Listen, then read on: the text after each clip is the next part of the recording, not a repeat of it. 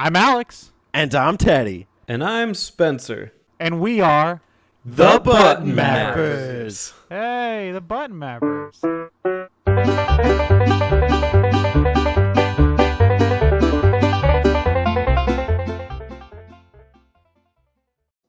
He's not. He's lying to you.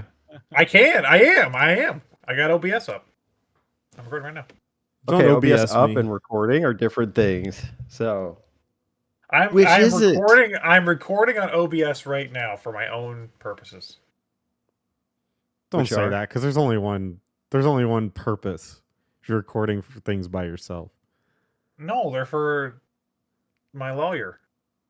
Oh, interesting. Yeah. is he a fan of the show? He wants early access?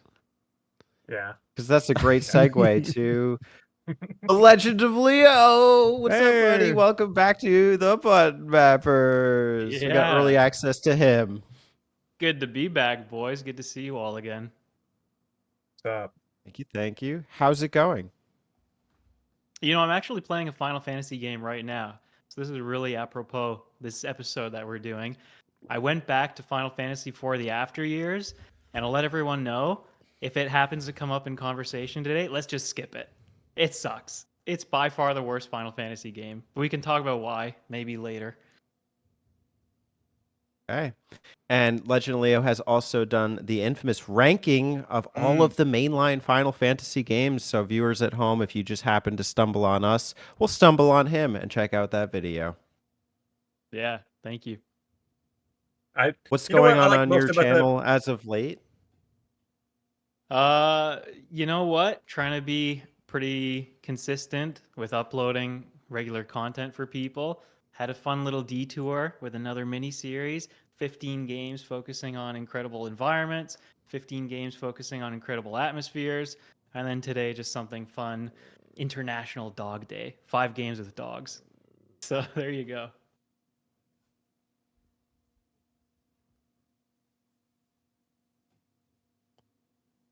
What was that, Teddy?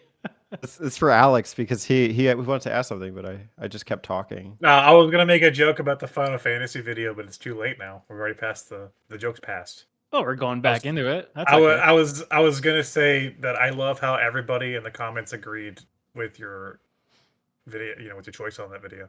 Oh yeah, they absolutely loved what I said about it. Yeah, 100% agreement there. It's great. It's really great when a fan base can just unify like that. You know. Well, what I've learned from making that video, or at least the reception from it, is there's 2 Final Fantasy fan bases. I used to think that, sure, there were 2. There was the kind of pre-Final Fantasy VII remake, and then the post-Final Fantasy VII remake, and the people who got on board that arc.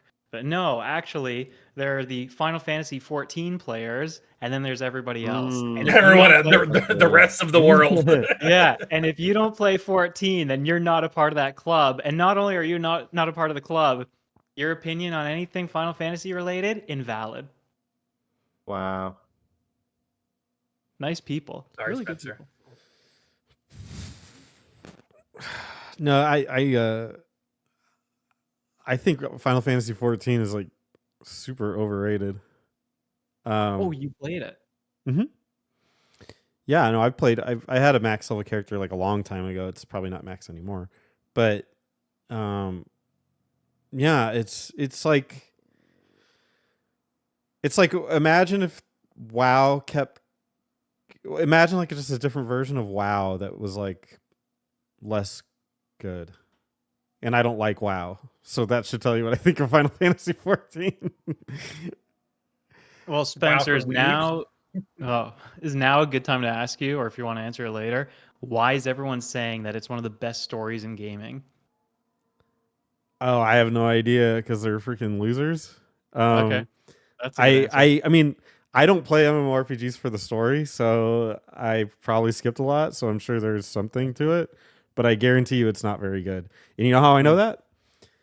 Because Lightning is in it, and Final Fantasy 9 characters are in it, and Final Fantasy 8 characters are in it, and Final Fantasy 3 characters are in it, and Final Fantasy 4 characters are in it. So it's not a very good story, I guarantee you. Can you explain why you think they are claiming that? You're asking Leo. No, Legend of Leo. No, I haven't played it. Oh, I keep I know, trying to I call think you I- Leo, but I know your think, name is I think I Justin. know why. Yeah, it's Oh. fine. I think I know why. Because just like any other MMO, they've spent months at a time paying for a video game service, and now they feel justified to justify their purchase by saying it's the greatest story of all time, and not admitting that they probably wasted their money. Mm-hmm. That's the best I thing. put 800 hours into Pokemon X. Best story in a video game. Yeah. They're like, yeah, It happened in France. it's a pretty good story. You hear that a lot. Like, oh my god, just shut the hell up. Like, who fuck Yeah, like- cares? Guys, we're talking about a game here. Yeah, I don't really need the story to be the shining. you're element here. you're doing a daily quest with your max level character, grinding like a crystal. Like, just leave me alone with the story nonsense. Now you know what this is invited though, right? One person who got one max level character, 3 people who haven't played the game. So now the I know, comment I've- section is I've gonna played a be- little bit recently. I Okay. played it on the Xbox. They had like a free version now, where you can play up to like level 50. And I played a little bit, and then I realized I don't like MMOs, so I stopped playing. All right. I'm just saying, you guys, we're inviting the Final Fantasy gatekeepers now to slander us and to call us Final stupid and all that. I would like to see the modern Final Fantasy fan, because Final Fantasy consists of Final Fantasy 14, 15, and then some Devil May Cry game that nobody fucking liked past the first month. So like what the hell is that? Who is the modern Final Fantasy gamer? And by the way, Final Fantasy isn't about anime. Like, it never was and it never is, except for 14. For some reason, they put like cat creatures in it, and everybody that plays it likes to be a waifu. Like that for some, I don't know what happened, but it was never an anime thing. Something happened. Can you say that all again, but as Alex Jones? No, because like I'm not. I will not have a voice for the rest of the show. We need to get Jason in here. Whoever invited the damn cat ladies, they have to go back to square and resign. Who put the cat ladies in my Final Fantasy 14? They're turning the cat gay. Yeah. No waifus in my Final Fantasy. Dude, Tifa was the only waifu, and she was fucking hot, but she wasn't an anime girl. She's just like a hot Japanese. No, that's lady. anime. Dude, that's anime girl. She's a polygon No. girl, you know? Yeah, polygons. She's not an anime girl. No, if you look at the artwork, that's Oh, anime girl. girls. Yuffie's an anime It's a different girl. thing. Aerith's an No, anime girl. get out of here. They weren't anime. Aerith is really Americanized, I thought. Eh. If somebody was walking around with that dress on in my country, we'd all be looking at her and pointing and laughing. Okay.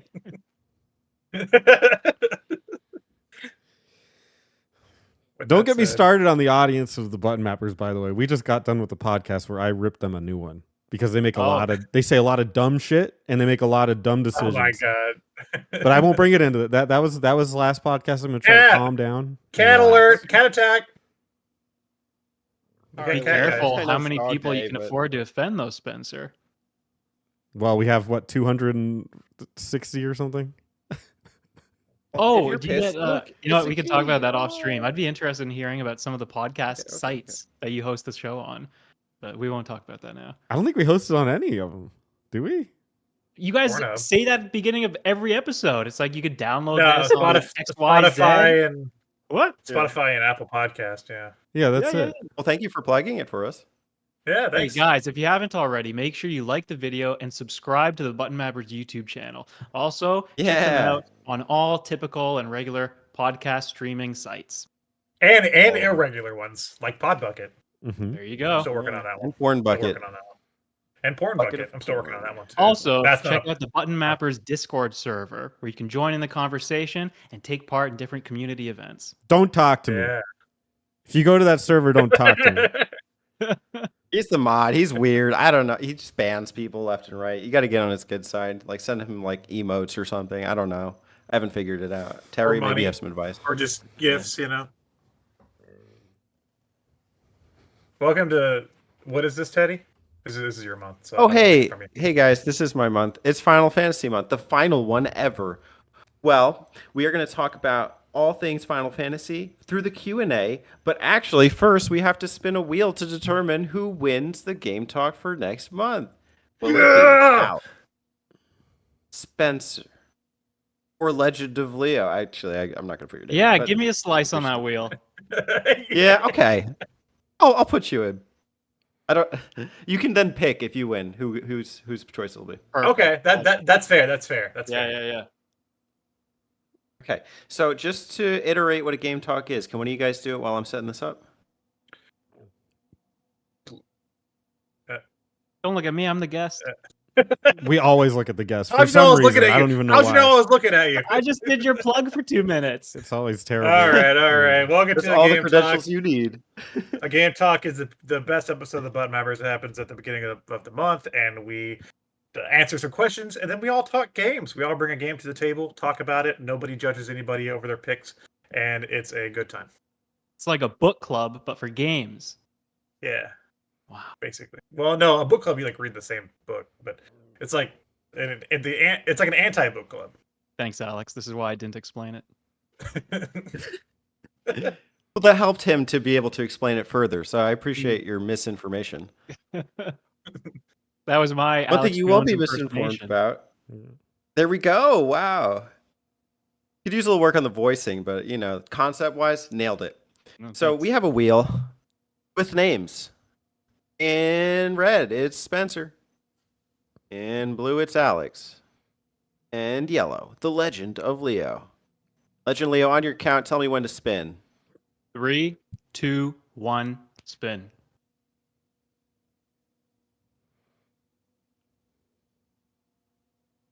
All right. Fucking Aladdin month. No, I've taken away Aladdin month, and I am the winner. I just want to make that clear to the audio listeners who can't see Teddy's phone. think I have the one. Discord moderator rigged it. Well, Rigged my phone. Oh no, what's going on? I have the access. I think you guys will probably like this month more than me, but I'm just trying to pick a safe one on this one. The next October, is that what the next one we're doing this Yeah. for? It will be Run and Gun Tober, and the game will be Ooh. Metal Slug. So Hey, Wow. enjoy. cool. Metal. My feet are already tired. That's a good theme. All the- Run and all the gun. running. I like that. Not better than the one I have, but you gotta wait till November now. See what that is. Hmm. No theme November. It's all right though. We'll go out with the best month. Well, of the- okay, Alex, the only thing I would request from you for this coming month is that you Nothing. actually You can't- fucking live up to it. You and you can't own it. request anything. Oh, I own. Oh, it's. You coming. didn't own the I last have one. it. It's all mapped out, ready to go, Spencer. It's mapped out. That's a dangerous word for you. I've seen you not complete map outs before, especially ones when you Well, ask for. if you don't give me shitty baby games, then I'll do it. Teddy finished it. Actually, tough baby games.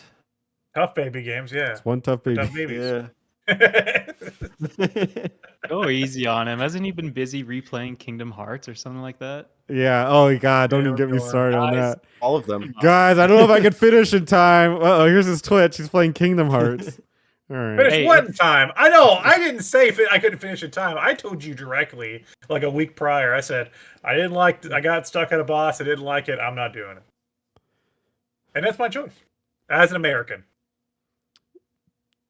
It's in the Constitution. Alex Jones. Thank you again, I guess.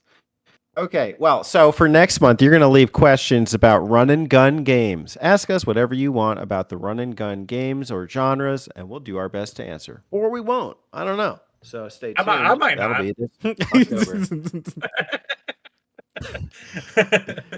He's going off on his own way. Also, I think that later this month, I don't think I've announced this, but based on the community response video, I would like to elect the next Prime Question Minister. Wow. And it could be Legend of Leo. He's a Canadian. Yeah. So get a video response in for the Final Fantasy community response thread. Ooh, yeah, okay. Let's go. Finally. I think you'll like this one. All right, so let's go to the questions. So last time in All Map August, Terry309 asks, what is the worst mainline Final Fantasy's game? You can't say 13, Spencer, or anyone for that matter. Like, none of us can say 13 for some reason. Okay. Then I choose Lightning Returns 13.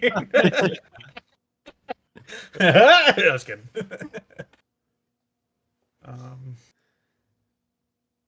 I Did haven't. Terry ask and why? I think it's Uh, implied. I guess you don't have to say why, but it would be Yeah, nice if you did. You could just say it. Just want to be Seven. No reason. respectful of our podcast. You should just keep 8. going. 8? No. I think 8 is trash, but I don't think it's the worst. I think the one out of the ones I played, I'll say 15. I have not played 16, but I highly suspect that would top my list. But I will say 15. 4 guys driving around in a car. Not really sure what happened there. Hell yeah. Mhm. No, my pick's also 15. I was very excited for that game. Not even the concept of 4 guys in the car isn't the part that bugs me. The gameplay is. And I'm curious to go back and try it now because it's been a while since I've tried to play it. And I sort of had a similar thought with the 7 remake, but I actually went back recently and played through 7 remake and I liked it. So I'm curious to see if my thoughts have changed on 15. But since I've played it, I haven't enjoyed it. So I have finished a total of 2 Final Fantasy games, and they are 1 and 7, and I am now working on that third one for this month, which is 2. I have put like a good 20 hours into 9, only to have my PS1 save data corrupt. So I've never wanted, like, I've wanted to go back and redo it, but it's starting over. I have It's not. tough. Maybe And then what I you have can played do- 15 minutes of 15. So I don't really have much of an opinion here. I would So- try to download a save that starts on disc 2 or something like that. It is so miserable having to restart a Final Fantasy game. Like that happened to me with 8. I abandoned it towards the end of the game for 2 years, and that was enough for it to go poof.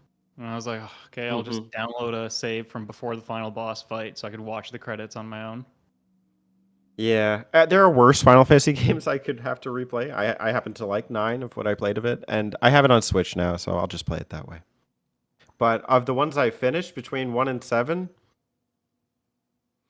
1. Well, speaking of the I 9 don't thing, know. it's kind of a blessing though that 9 didn't work out for you because Oh, now you're starting from 1 going through the series, and 9 is like Yeah. the homage to all of those. So you'll get a lot more references now. and I thought you were going to mention that the remaster should be coming. It might drop by the time you hit 9. So there you go. They haven't announced anything officially yet, right? It was just in the leak. Correct. Yeah. Okay, yeah.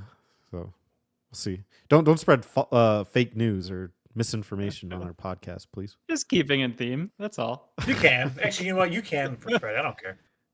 All I need right. you to Oh, take that okay. misinformation and become Mr. Information. Legendary, Yeah. what's your pick? Oh, good one. I like that more than the question, Prime Minister. Anyway, Mr. Information. You sound like an let's- informant. Sound like you're like a trench coat. Mr. Information.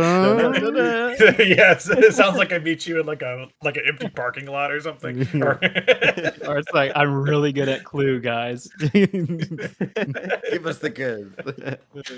All right. I can't believe the Final Fantasy 15 slander. I'm just gonna be consistent.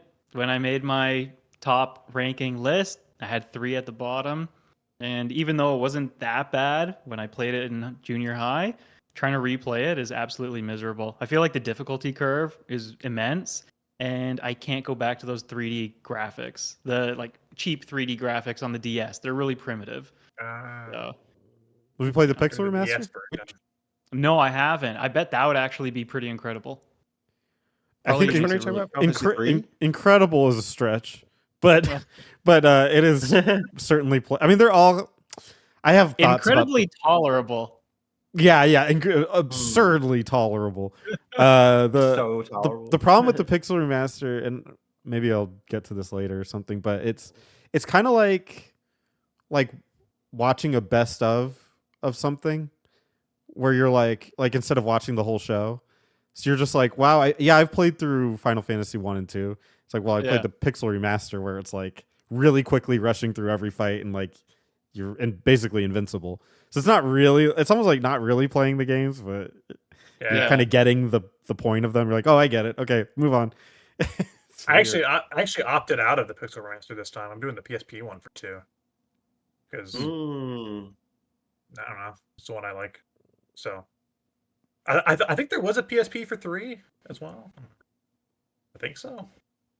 I don't think so because wasn't the DS one? Well, I guess the 3 came out after the Well, PSP. 's 4 after. and 5 were on PSP, so I'm thinking like I know 6 wasn't, but I'm trying to remember. If Well, there 3 was Final got it. Fantasy Anthology. So was that for PSP, and is that the collection there? Because then that No. should include it. Uh, I think that's what Terry said he played Final Fantasy 2 on. So yeah, we can say that they include 3 if he played 2 and you played 4 and no, 5. 2 is a standalone on PSP. No, Alright. no. 3 did get a standalone on PSP. Hmm. 1 through 5 got standalone entries on PSP. So that's probably the way I'd prefer to play them all. 'Cause that's how I played. I think the 3 is original the two. only one you can't play on PS1 out of the first 9 games. Wow. Weird. That's Yeah. weird.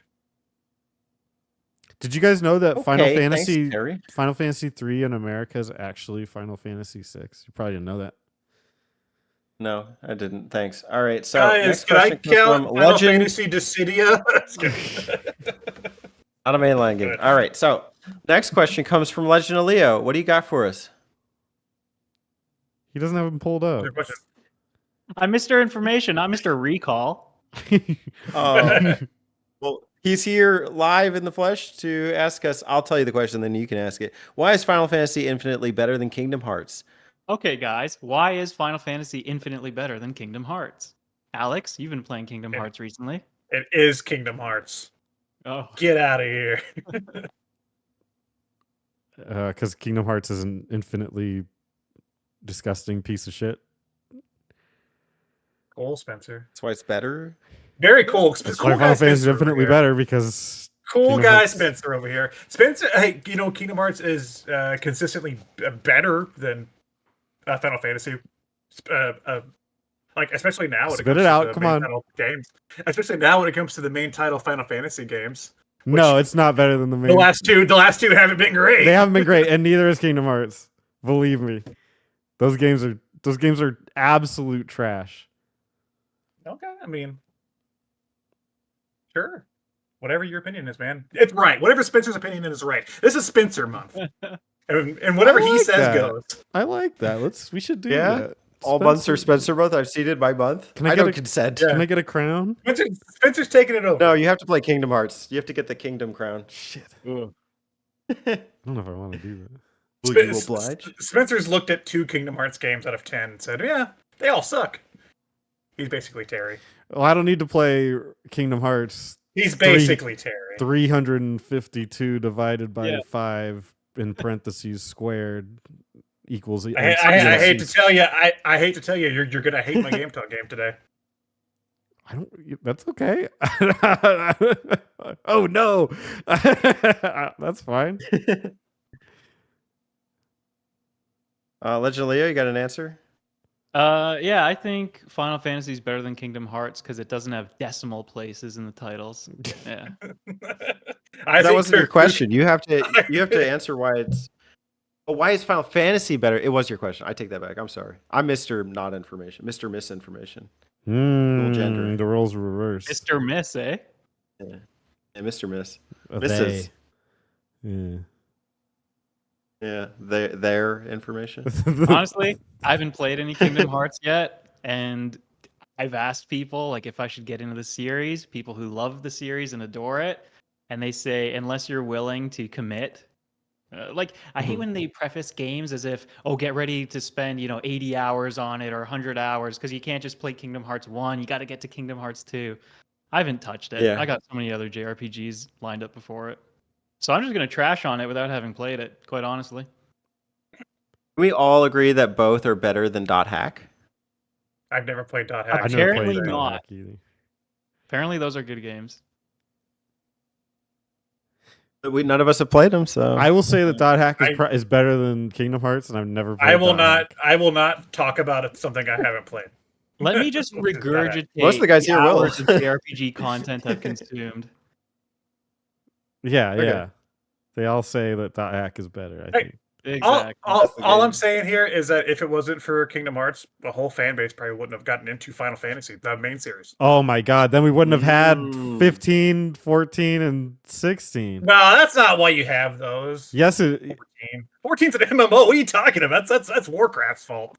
Actually, yeah, No, the guys that's in not 15 Warcraft's fault. inspired by those black robes from Kingdom Hearts. What?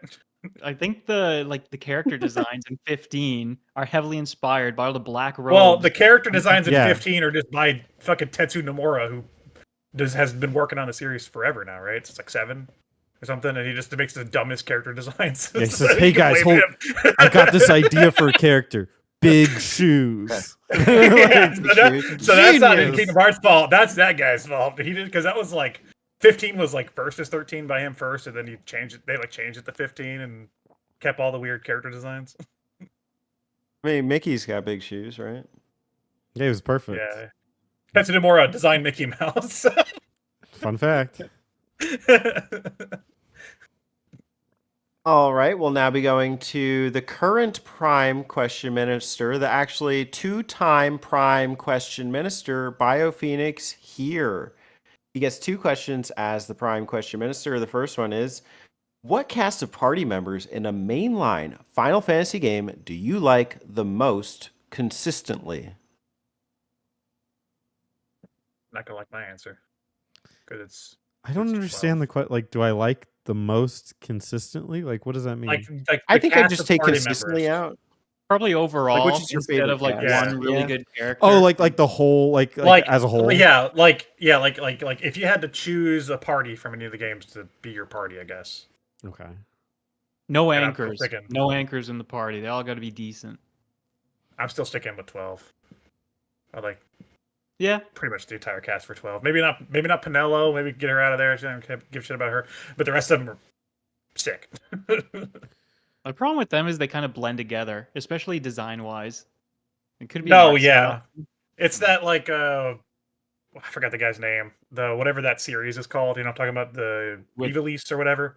Something Um, Hearts. No, not Kingdom Hearts. No, not Kingdom Hearts. Vandal Hearts, right? Yeah, the- and like yeah, the whole Evilise line of games, Yeah, like the tactics and those. the and 12 and Xbox stuff. JRPG. Yeah, it's like they all kind of have that look of Mhm. like those character designs. My heart wants to say 7 because of Tifa, but But then you have other ones in 7 that aren't cool, right? Like Kate Sith. yeah, I'm what the saying, fuck is yeah. his deal? Yeah, You know, Why do you actively have somebody that like spies Oh, on wow. you in your party? thank You're you like, for "Just cool reminding with it." me. Wow. yeah. It's like no, like 7's great, but Kate Sith bombs that party. No. Wow. So So I could I'm, have made it like a chocobo instead of Kate Sith, and it would have been so much better. yeah, I agree. Maybe, but that kind of ruins the chocobo element, running on the Yeah. land. I'm gonna say I do like the majority of 7's cast, though, like Red 13, Yeah. Barret, They're sick. Aoife, Cloud. They're classics. Come on.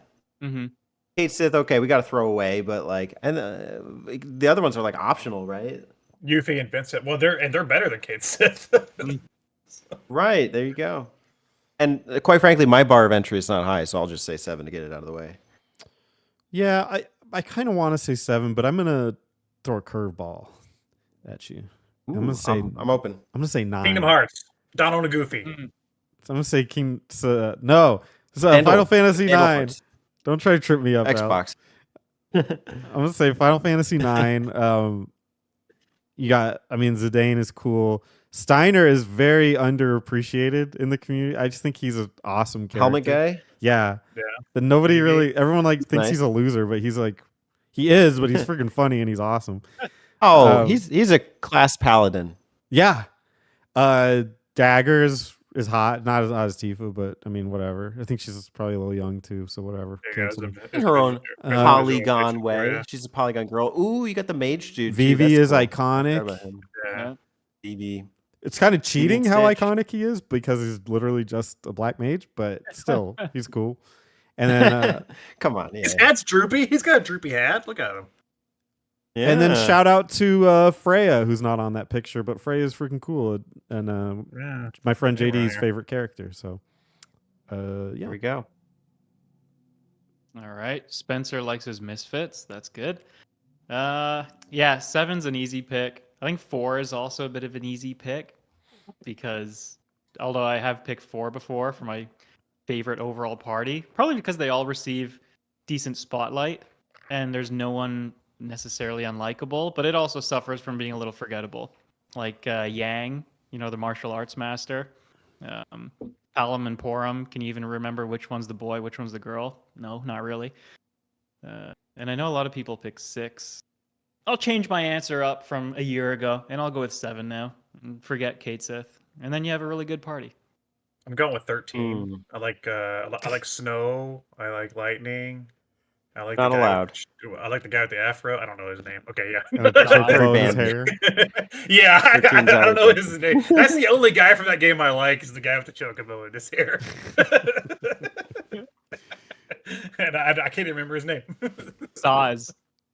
Oh, okay, thank you. That's why you forgot it, by the way. I can only remember Snow and Lightning because their names are Snow and Lightning. Yeah. Where's fire? Come on, man. Missed opportunity. Rain is a good name. Yeah. Rain sounds Sunny? like it would be one. Yeah, Sonny. Ooh, maybe that's his name. No, it's not. That's too bad. In my Hail. head, canonically, his name will be Sonny. Are we Okay, forgetting Biophoenix any here.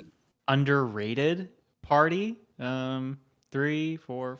Oh, I guess people could like 5. Well, a But lot of people 5 like is 10. Yeah, 10. I don't know. Kamari's kind of lame. Lulu doesn't have enough development. She has plenty of development, dude. Oh, She okay, has my bad. You're right. perfect amount of development. Right, you You like guys Lulu make and the case Tifa. for the 15 cast being the best party? 4 Good dudes? bromance. Get Best out of bromance. here. Best camaraderie. There I are mean- cameo Four dudes in appearances, a car, go on a road trip. I don't think they're terrible characters. I just don't think they belong in a Final Fantasy game. Spencer, you probably like the couple of girls that pop into 15's party. And Sid's a girl. Sid, I remember Sid. Sid was the best She's part of hot. that She's game. hot in that game. I said, There yeah, you go. yeah. Whoa! Whoa! You could add her to my party. Oh shit! We didn't even mention Sid was 7 though. Okay, I might have to change back to 7 because I love Sid in 7. He's Sid. Fuck. Sid's an Yeah. old timer. He's there since the Yeah, beginning. he's like a Ooh. Is that the best Sid 7. series? He's a Seven? dragoon in that game, which is sick. No, like Sid another from, game, Sid from he's 9 just is a the best. Panic. Sid from 9. He's Oh, an, he's the he's an mayor. oglot for most of it. Mhm. He cheated on his wife. He's lecherous. I respect that. All right, Biophoenix here. You get the second question. What 2 Final Fantasy games would you put together if you could? What does that mean? I don't know. Are we? I mean, I can take them off my shelf and put them together. What does that do? Are we 10 and pretending 10 to put it too. together? Like Ocarina of Time. Makes- and Majora's Mask. It makes the what's the opposite of final? First? Like, are we First combining and the games into Final one? Fantasy. Are we combining them into one game or something? Yeah.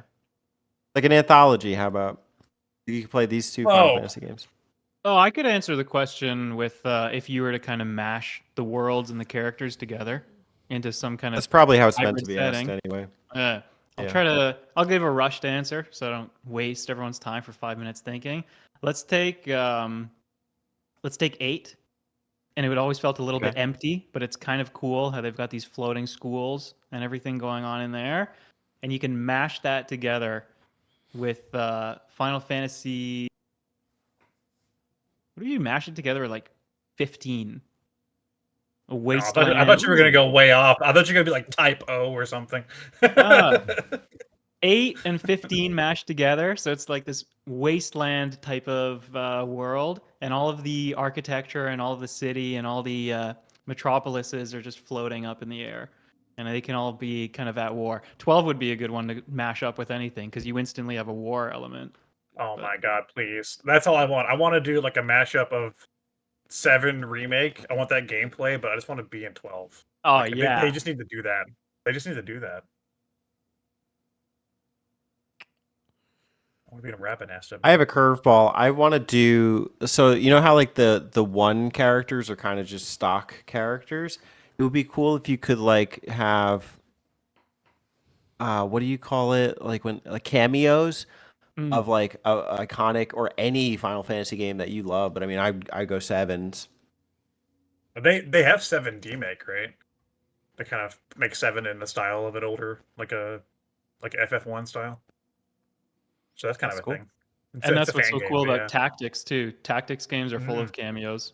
So you get like Cloud in your party in War of the Lions on PSP. Which is part of the Evilly series. You're welcome. Yeah. Yeah, that's right, Spencer. I would pick 9 and 2. I think they have similar worlds, Mhm. and you could make something. It'd be cool to know that their stories were kind of happening in parallel. What are you taking from both of them? You just putting them together, or what are you taking gameplay from one and Well, the gameplay from 9 for sure, not 2's. 2 You does could fill in- cool things. two but- is interesting though. Yeah. 2 had more of an overarching story, like affecting the whole world. 9, I felt there's a lot of potential there, but they mostly kept it within your perspective of Zidane's party. So Mhm. yeah, you knew a lot about Alexandria and Queen Braun, but you didn't really hear much about the rest of the world. There's that one city that Freya goes to, and that's Freya's scene, right? But aside from Alexandria and that town, there was a lot unexplored in Final Fantasy IX. And Yeah. 2 basically implies that everywhere this army goes, there's just destruction. Yeah, I think they could meld those together, and 2 could flesh out 9 in a good way. Yeah. I think they'd work well. Here's what I'm thinking. Final Fantasy, Disney, right? Hear me out. Oh, it's not good. Doesn't turn out good. Hear me out. Yeah, I'm listening. Disney fantasy. Yeah. Okay. All right, ready for the next one? This one comes from you, Alex. Turbozone. Turbo. Hi. I'm not saying it. Ready. I already said it. I'm not You want me saying to it. say it for you? No. Don't. Okay. I'm so dumb. I didn't realize the questions were added in post. I thought they were going to pop up on my screen. We could try. I don't know how well They this aren't is gonna added in work. post. I just recorded on my screen. Okay. Put them in the chat.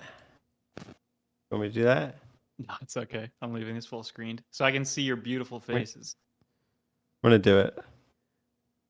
I have a big gap between my teeth. What did Alex ask? What Final Fantasy will be the Final Fantasy? It's probably 7. going to be 16. Yeah, place your bets. Place your bets. I'm going. No. I'm going with 19. We're gonna get up to 19, Mm. and then they're gonna. Going 99, Oh. boys. Final Fantasy 99. Wow. Oh, I won't even be alive to see that. Right. So you can't lose. I can't lose that bet. Well, you can't win either, because we'll be dead. Safe pick.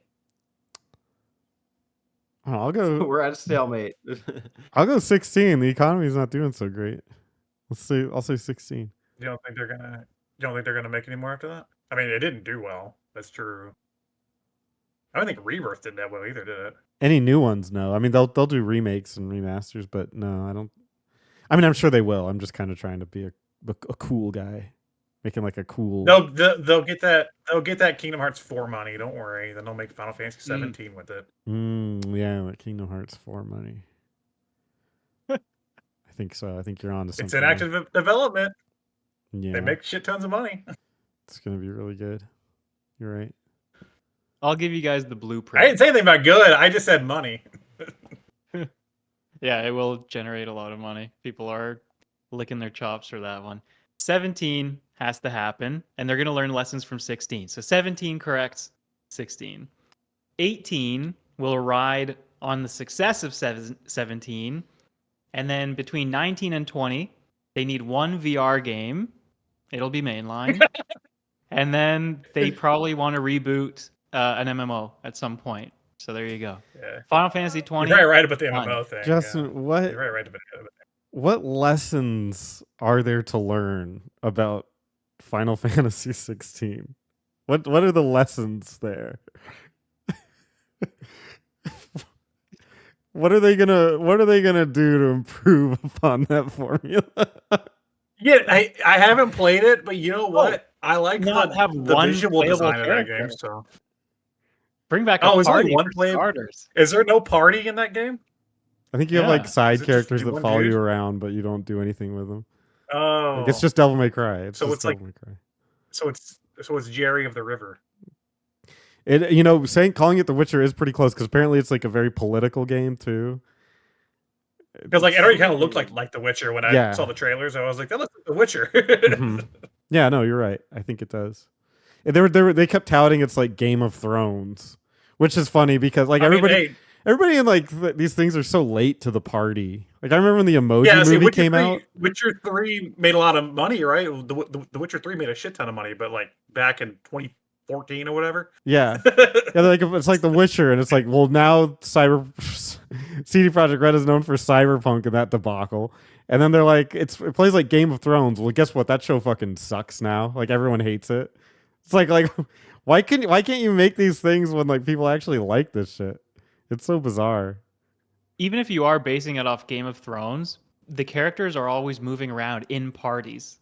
Like, because you can't have a TV scene where a character's Right. just on their own. Oh yeah, let's just have them talk to themselves where they're walking along a bridge. Yeah, remember they're walking through long corridors by themselves. Yeah, that's right. I will Uh, reserve judgment of 16 until I play it. I do want to play 16 eventually, and then I might hate it. So Hey, well, on this theme of the future, I get the last question. Q, what do you want for the future of Final Fantasy? ooh, more anime. Create your own main character and only one party member. Oh, First person camera. Mm. I was kidding.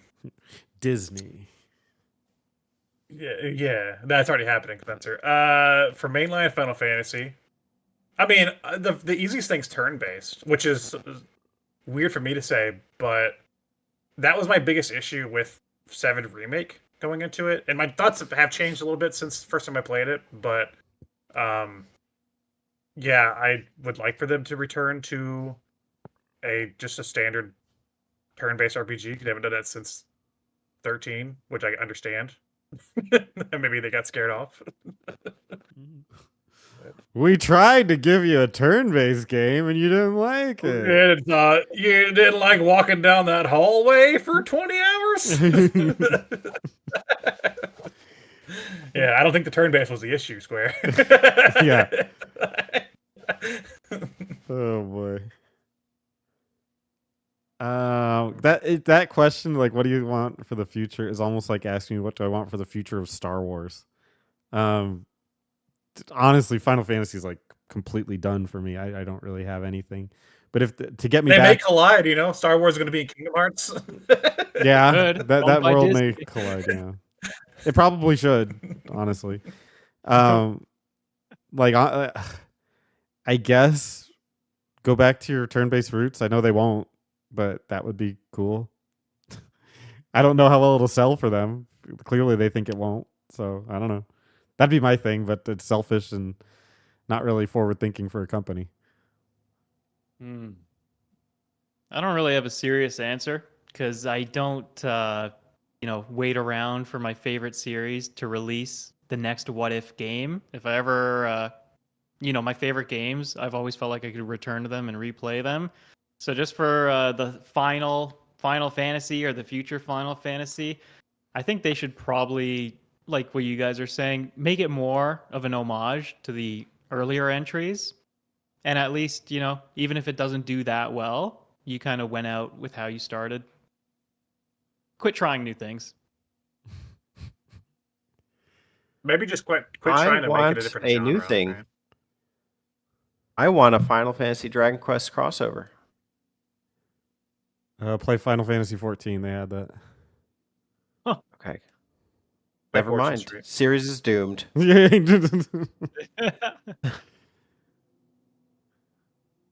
I want a Final Okay, Fantasy well, with live-action that- show.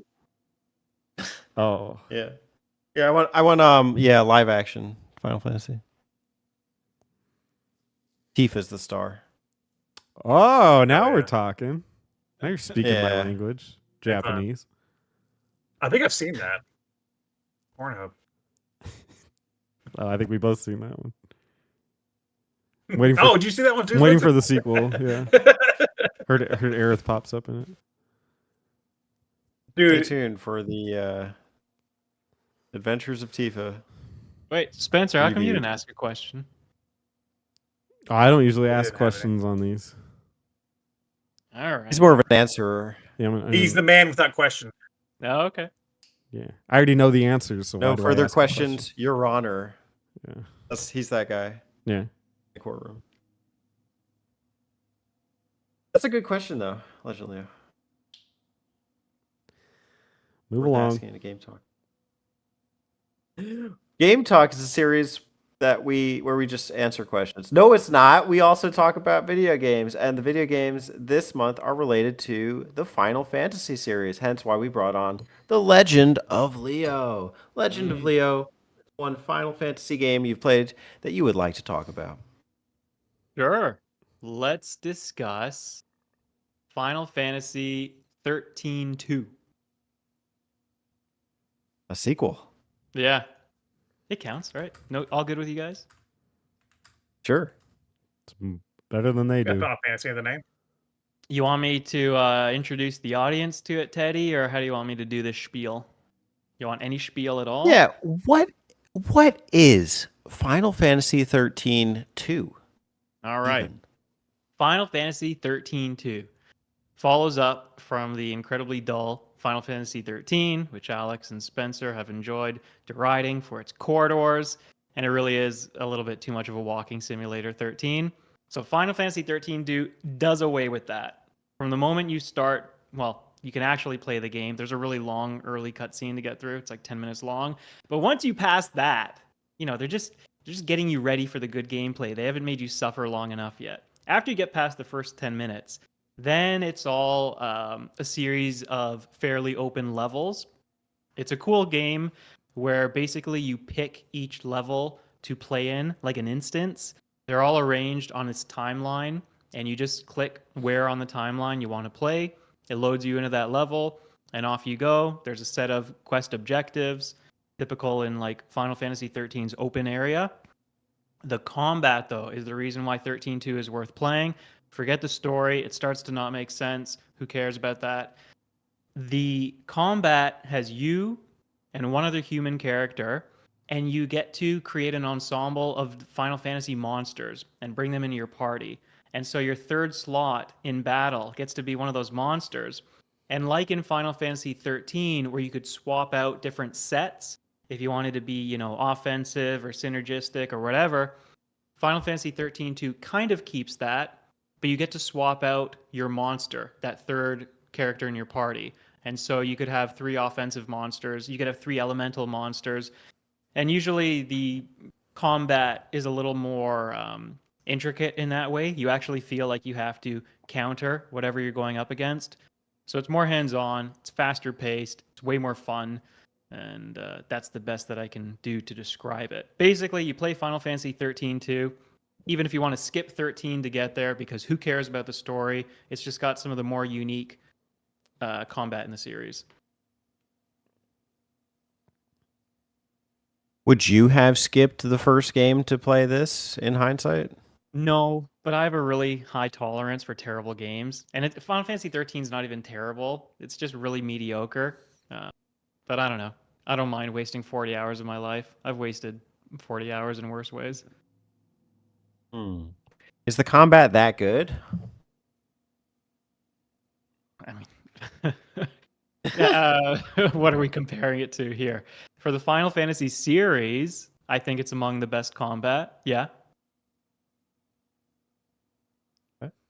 Man, I'm just watching it. It, Spencer, Alex, have you guys played it? it looks like a No, PS3 game. Yeah, that's a it good is. description. Shock, surprise, Spencer. It is. No, I'm just saying, like it, like when I think of PS3, like just the generic whatever. This is like this is it. Yeah, that's true. I've never played this one. I I've always wanted because I recently, not like recently being like the last 5 years, purchased all 13 games with the mindset that one day I'm just gonna do it. So they've just been like, rotting away on my shelf until that day comes. So no, I've never played 13-2. I've only ever experienced the first one. But that is nice to hear that there is some improvement from the first game. Yeah. I mean, Tons. I'm sorry if I missed it, but did you play this recently? No, but you would have seen footage in the Final Fantasy ranking video, just Okay. briefly, maybe. I probably included it somewhere else.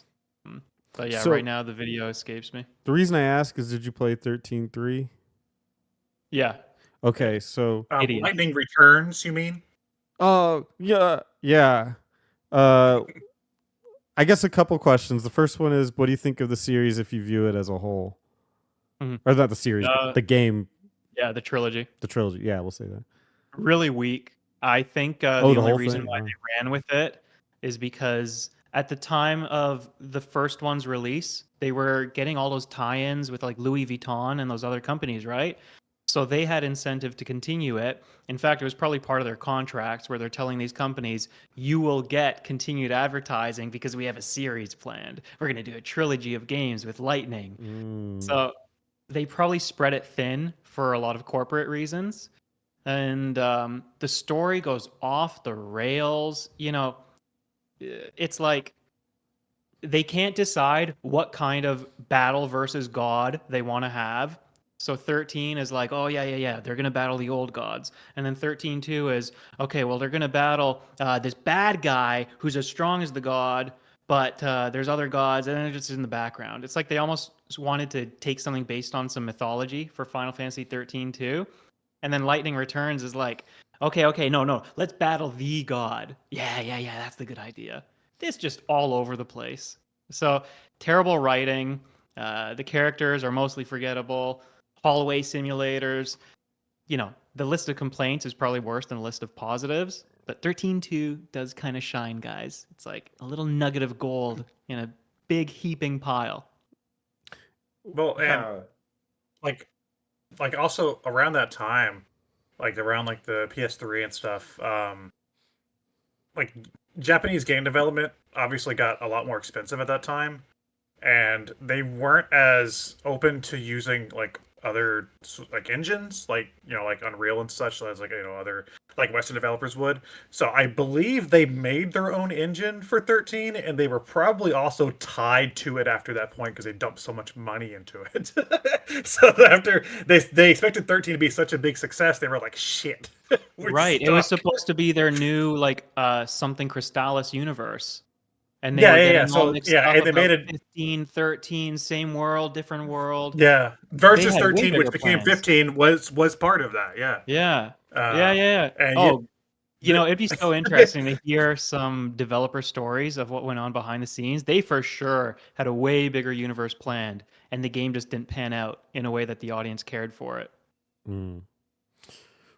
My other question is Yeah, going to so I think they made that engine and got stuck, man.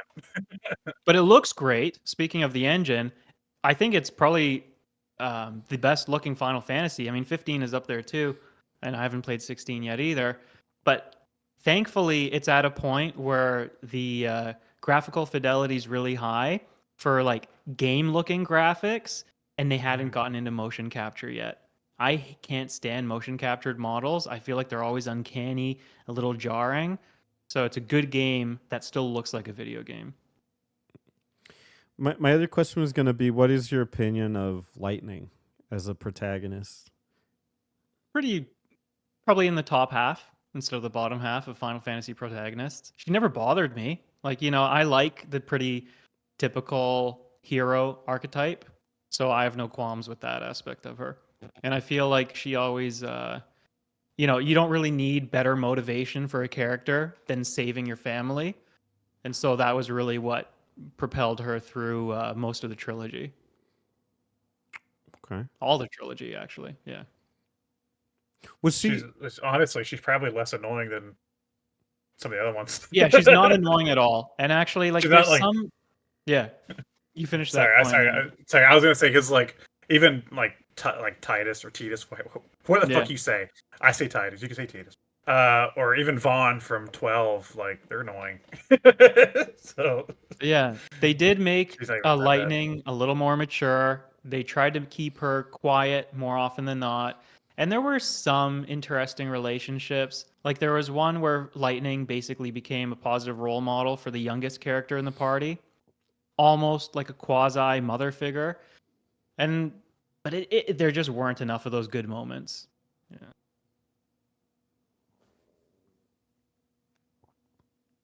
So, what made you want to pick it today? You caught me off guard and it came to mind. Oh. No. Oh, Final Fantasy 13 too. You can cut that if you want. No, I feel like, if I pick one of my other favorite games, I mean, you guys have probably heard how much I like 2.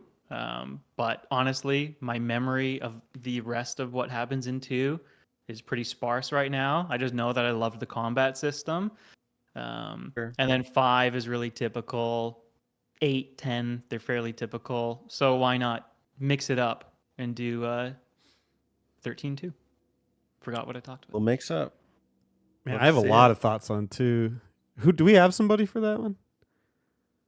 Well, that's where I feel like there could be a whole conversation on what platform you play the game on. Which version do you play the game on? Because I had a great experience on GBA, but we can get into that later if you want.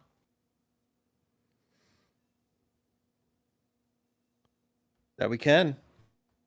All right. Thanks for the 13-2 seminar. I'm going to pass it to Alex. Wow, Alright. a rare Alex doesn't go last segment. I want actually to know when requested the this. last time I actually picked you first, Spencer, is, because I feel like I always pick Alex first. Not always, but if you go this whole year, I don't know if you'll find many where I pick you. He doesn't like you. That's what he's saying. Okay, I get it. I get it. It's okay, Spencer. Maybe I'll pick you next time. In your Don't month. even. Don't I'll even. take pity. Don't even. No. No, I actually requested because I might actually have to log off before the show ends because I need to go to bed soon. Because I gotta Oh. get up at like 6. Okay. So, yeah. So that's why I'm going next. Teddy didn't want to pick me. I get it. All right. Yeah, I just welcome, wanted to go, guys. Sorry. Go ahead. End your time's over. welcome to my part of the game talk episode, Spencer. Get up, stretch your legs, go get a snack, go to the bathroom, whatever you need to do. We'll be here when you get back. Because today we are talking about Kingdom Hearts. I wasn't going to do this originally. I was going to talk about something Final Fantasy related.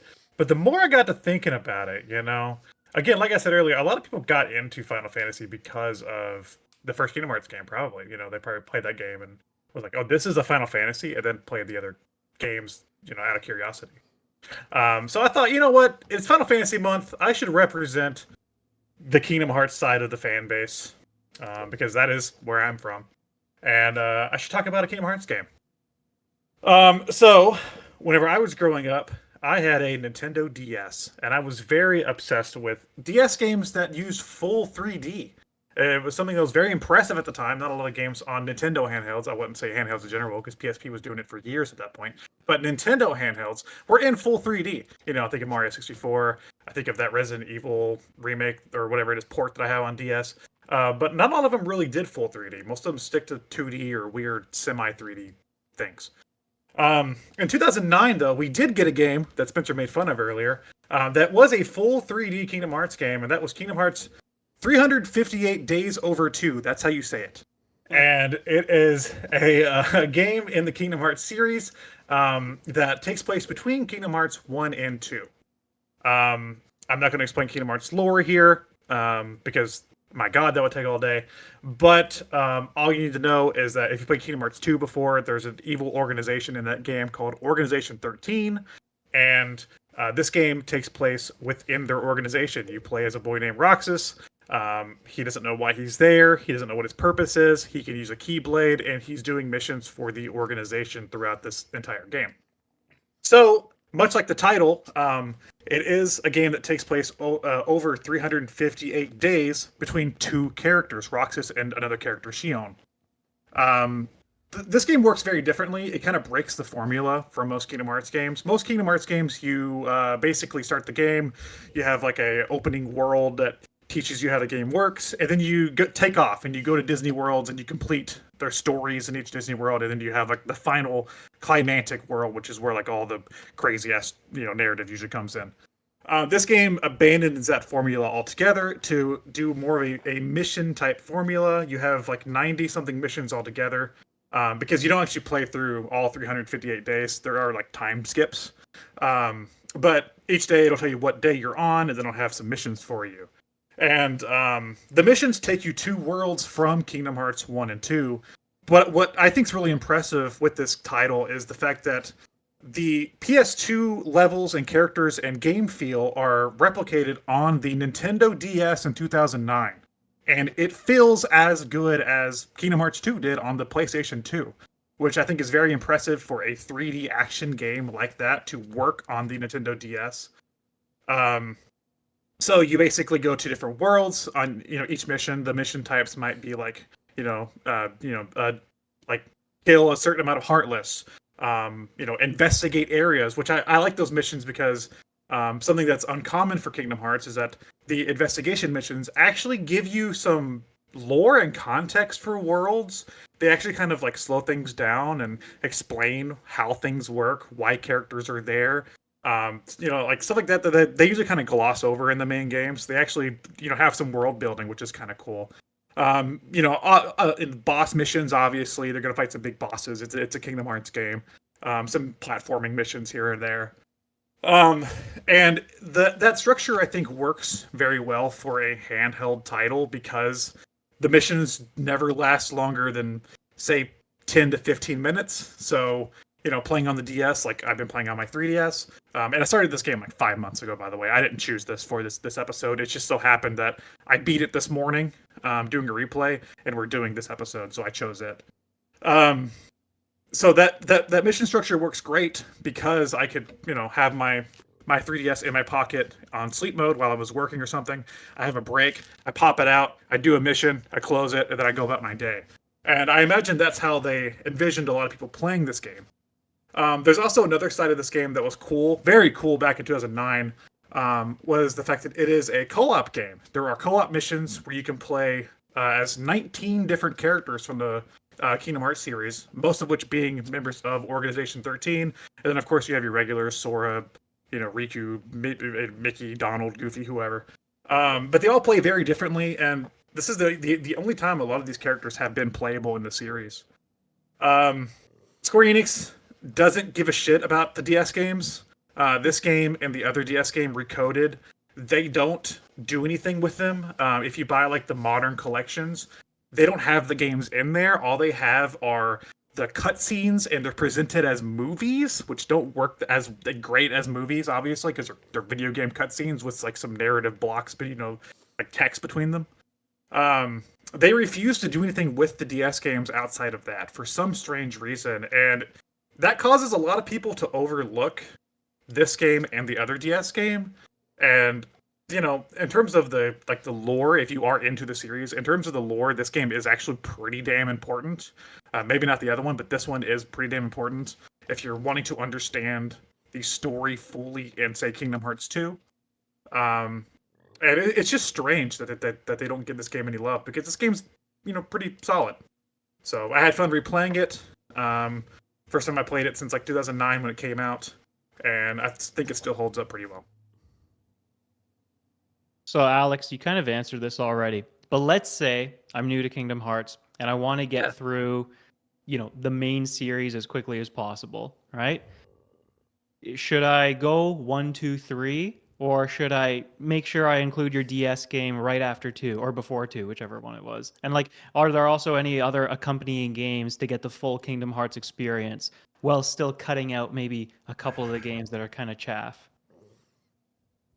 That's the problem with this series. They write Tetsuya Nomura writes this shit as he goes along, and literally every entry is important in some way, which is very annoying.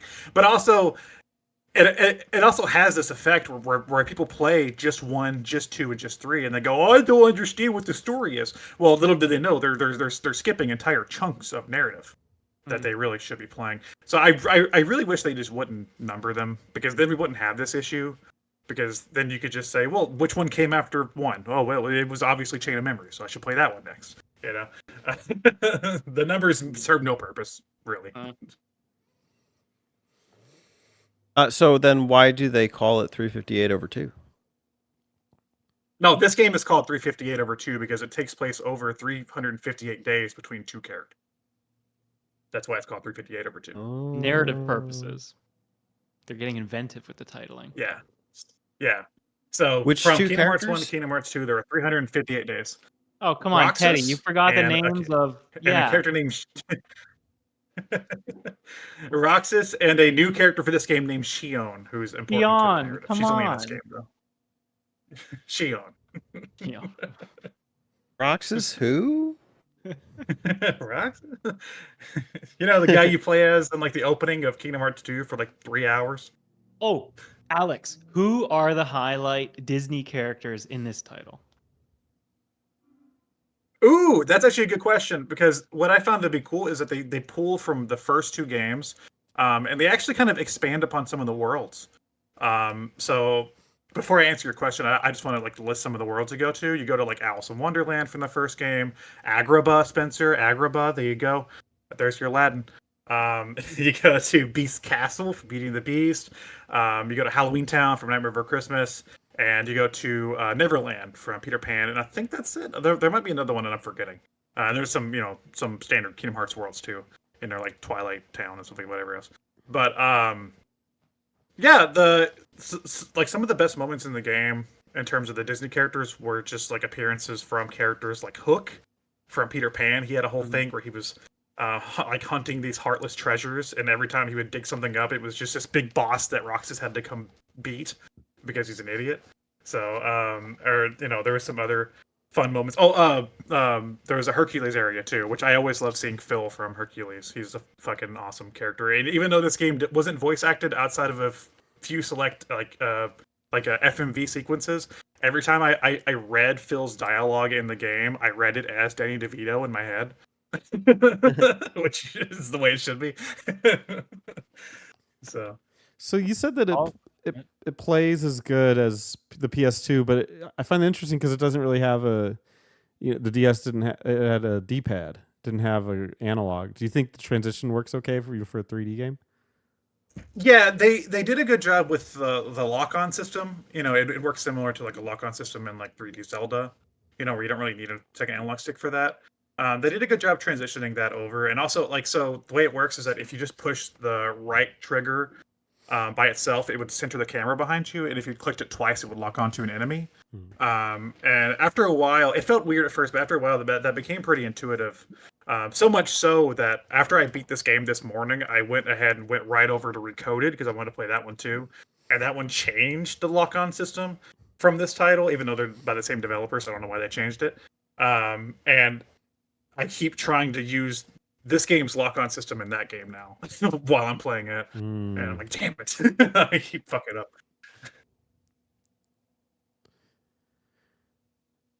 Yeah. How where did you see Final Fantasy in Kingdom Hearts 358 over 2? There was a Moogle.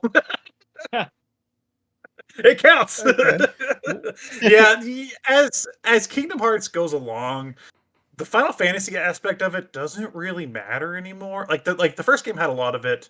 Obviously, you get to fight Cloud, you get to fight Sephiroth, and some of the characters like Tifa and Yuffie and whoever Aerith show up, and like Titus. And the second game, they also had some Final Fantasy characters, but they became more of a side note. And then by this point in the series, 2009, this game released after 2. They've almost entirely just abandoned the Final Fantasy angle and just made it Disney RPG. So much so that they didn't include them. I don't think there's a lot of games from this point that really include the Final Fantasy cast up until the DLC for 3, because they weren't even in the base game for 3. But then they did the Remind DLC pack, which had a world with Final Fantasy characters in it. where where they were like, oh yeah, people like that. But it's fine. The way I always viewed Kingdom Hearts is the way like a lot of other Japanese companies do crossovers. Think of something like Pokken, where Pokken Tournament is a fighting game with Pokemon, but it's like the concept of Tekken with the IP of Pokemon. That's how I saw Kingdom Hearts. It's the concept of Final Fantasy with the IP of Disney. It's kind of like the idea with the because obviously people know Mickey Mouse more than they know Squall.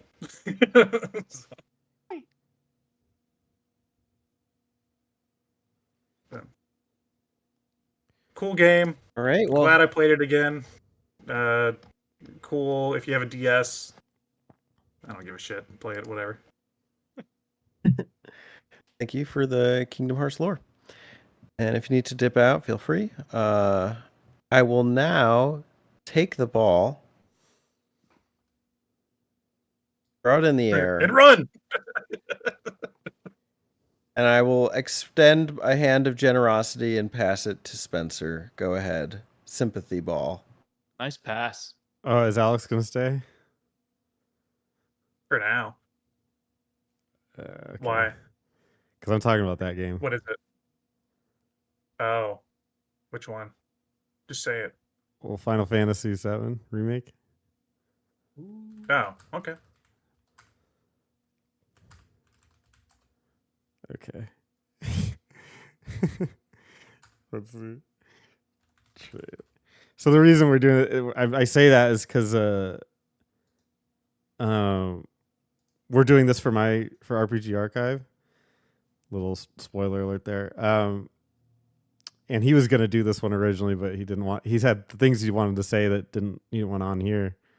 And I still won't say that. So I'll probably give some spoilers of what you might find over there, but I'm basically done with it. I'm at the end of chapter 17. I'm not sure it's flipped over to 18. I'm in the middle of a cutscene right now, but yeah, I'm basically at the end, so I'm pretty comfortable with my opinion on it. 7 Remake obviously is the first of 3 installments that will cover the Final Fantasy VII gamut, because that's the one game that they just cannot let go of. Nor should they, I guess, if it keeps making the money. I was originally going to play that. There's a Final Fantasy VII game on mobile now. It was called like Ever Crisis or something like that. And I was literally going to play that for this. And so I downloaded it and I opened it. And I could not. It took me 5 minutes just to start the combat because it kept trying to get me to buy things. And I just said, you know what? Fuck it. I'm so done. And that's like a whole nother rant too, where I'm just like, I want mobile games to not make me hate them so much. And I want there to be mobile games where it's like, oh, this is like a good platform for games. And they make it so difficult to like anything on phones. You can't just make a game for it. And which is so weird because there's entire consoles that have millions of games on them, modern consoles that have games on them, and then they just cannot do it for mobile. I don't know what the reason is for that, but Ever Crisis is just another shitty cash grab. So anyway, I decided, you know what, fuck it. I've been playing this a lot, so I'll talk about Remake. Final Fantasy VII Remake. If you're living under a rock, it's a 3D recreation of the game. It's got some major differences, although I would say it still follows the same vein and still keeps in line with what you would expect. Graphically, it's beautiful. With the catch on that being, it's a little bit jarring because a lot of the game has dialogue in it, and you're talking to people in like a quest kind of manner. And I recently have played a couple playthroughs of Baldur's Gate 3, and that actually makes this game look like trash in the conversation department. Not quite fair because it's not really what they were going for, but it's it's interesting because this game does look really good and has high production values, but the characters just seem a little more dead once you played a game like Baldur's Gate. Or even, I would even argue like The Witcher 3 does conversations better than this game. But this game is a JRPG, so a lot of that Western influence they seem to ignore, which is whatever. It's cool to see the characters in 3D. I think that's the theme of the game is, hey, it's cool to see this in 3D. That's certainly how I felt through most of it. The combat is action with like a hint of turn-based to it. It's not really like people said that it's basically you could play it turn-based. I don't really agree with that, although I guess you theoretically kind of could. But no, it's an action RPG. It's silky smooth, and I like that all the characters, because you can switch between Tifa, Aerith, and Barrett, and obviously Cloud. All the characters have their own play style, and you can even change their play style with the weapons you get. And then the materia system's there. It's really cool. It's good. If you played 7, that's the materia system. It's generally positive, but I guess I'll get down into some of the weird criticisms. We talked about 13 earlier and how it was like a hallway simulator. This game is pretty much a hallway simulator. It has moments where you get this like open world almost feel to it. And those moments are so refreshing because that's when you actually get to explore Midgar, which I think is what people really wanted out of a Final Fantasy VII game.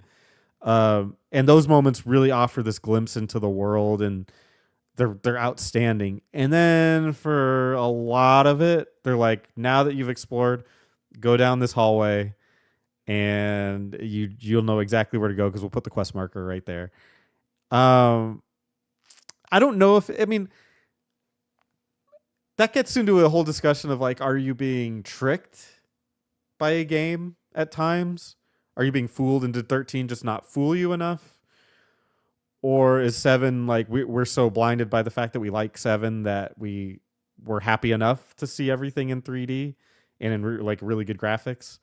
And that brings into the conversation, does graphics make a video game? In general, our community says no, and they usually say like, well, I don't care what it looks like as long as it plays well. I think this game represents the counterpoint to that. It's a very good looking game, and it's fun to just see the next spot. So I don't know. I have complicated feelings about this game, but in general, I will say that I like it, and it's worth a playthrough. Nice. I agree with you. I am gonna hop off, but I have also, like Spencer, I am gonna say that I do have very complicated feelings about this game, and I can't wait to talk about it when it's archived. Yep, So, we'll do it. all right, everybody, have a good rest of the episode. I gotta go to bed. See you, Alex. Peace.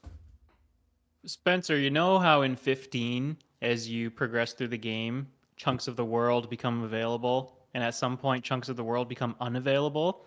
Does 7's remake kind of tease the player with that, where it's like, oh yeah, you said you were in chapter 17 going on 18, whatever. Does it feel segmented with parts of the world, or as you explore? Like, this is what's so good about most Tales games and the older Final Fantasies.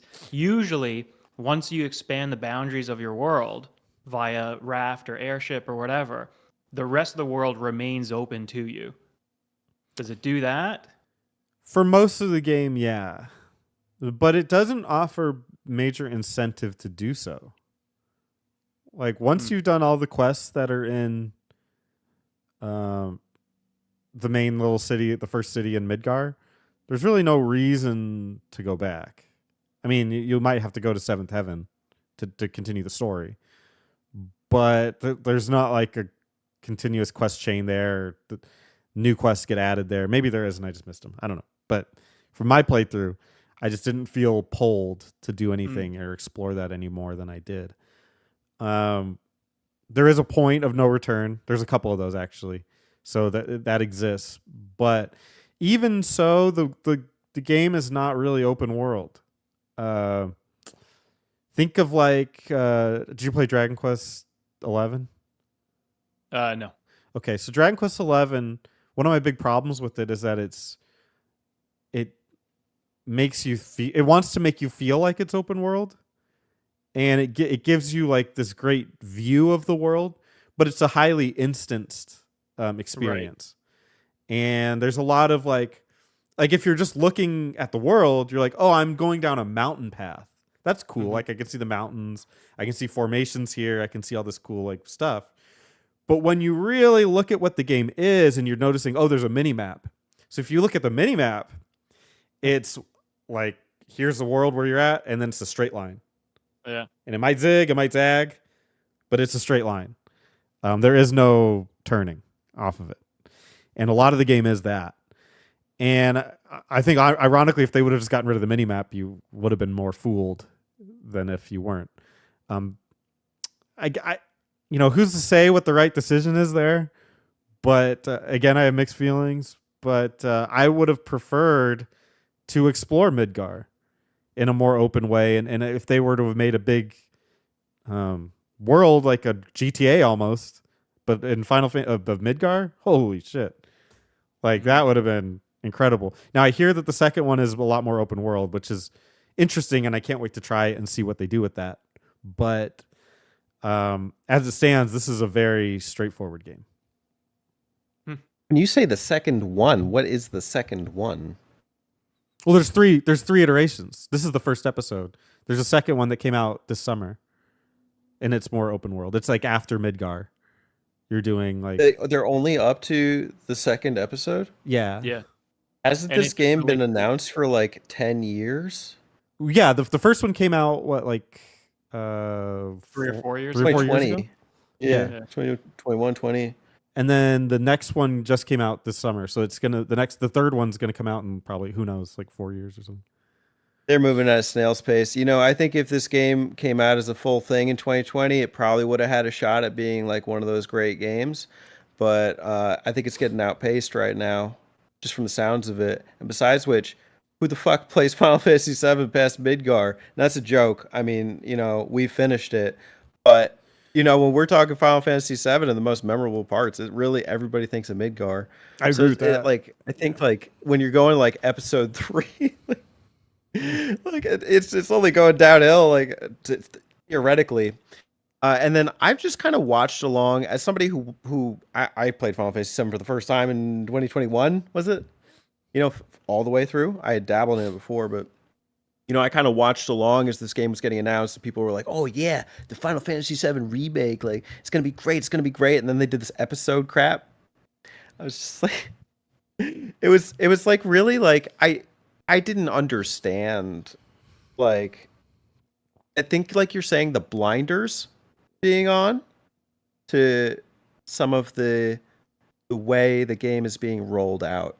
Mhm. How have you thought or felt about, and both of you guys, the rollout of this remake over the years?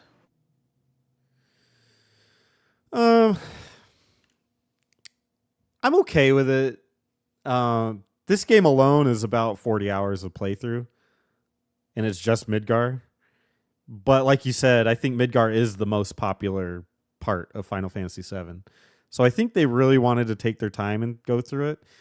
Now, I haven't played the second one. I want to, and I'm excited to do so. But part of me is confused of like, are they really like going to give short service to those other pieces of the story? Because Midgar was like 5 hours in the first one, or in the original. So it's weird to see that, and I heard that the other game is about the same length, or maybe a little longer. But if you want to do everything, I'm sure it's much longer because it's open world. But like 40 to 60 hours, I'm sure, is the play time of 2. And it's like there's a lot of other stuff going on that I can imagine. I can't imagine that there's like a lot as much detail as there is here. So I'm curious to see. But I'm kind of cool with them releasing it in episodes. I know that they're going to play much different because of the style.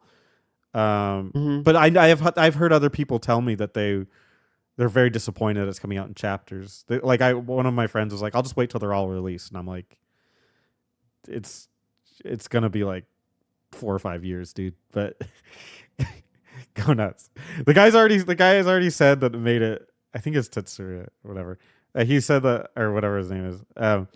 He said that it's gonna be the best game of all time, and I'm like, well, I don't know. That remains to be seen. But the series, it has sold really well, so Sure. it's kind of working. And if they sold it at once, it wouldn't. It would only sold one time. Mm-hmm. There's logic there, I guess. Yeah. And they're getting boosted sales every time it comes to PC, which is nice for them. They get to do that 3 times over. I don't know. I remember the initial response by whatever internet forums I was lurking at the time that the initial announcement was made that, yeah, Final Fantasy VII is being remade, but it's going to be over the course of multiple installments. And at the time, people didn't know that it was just going to be 3. There was speculation that for a game like that, how do you properly chop it up?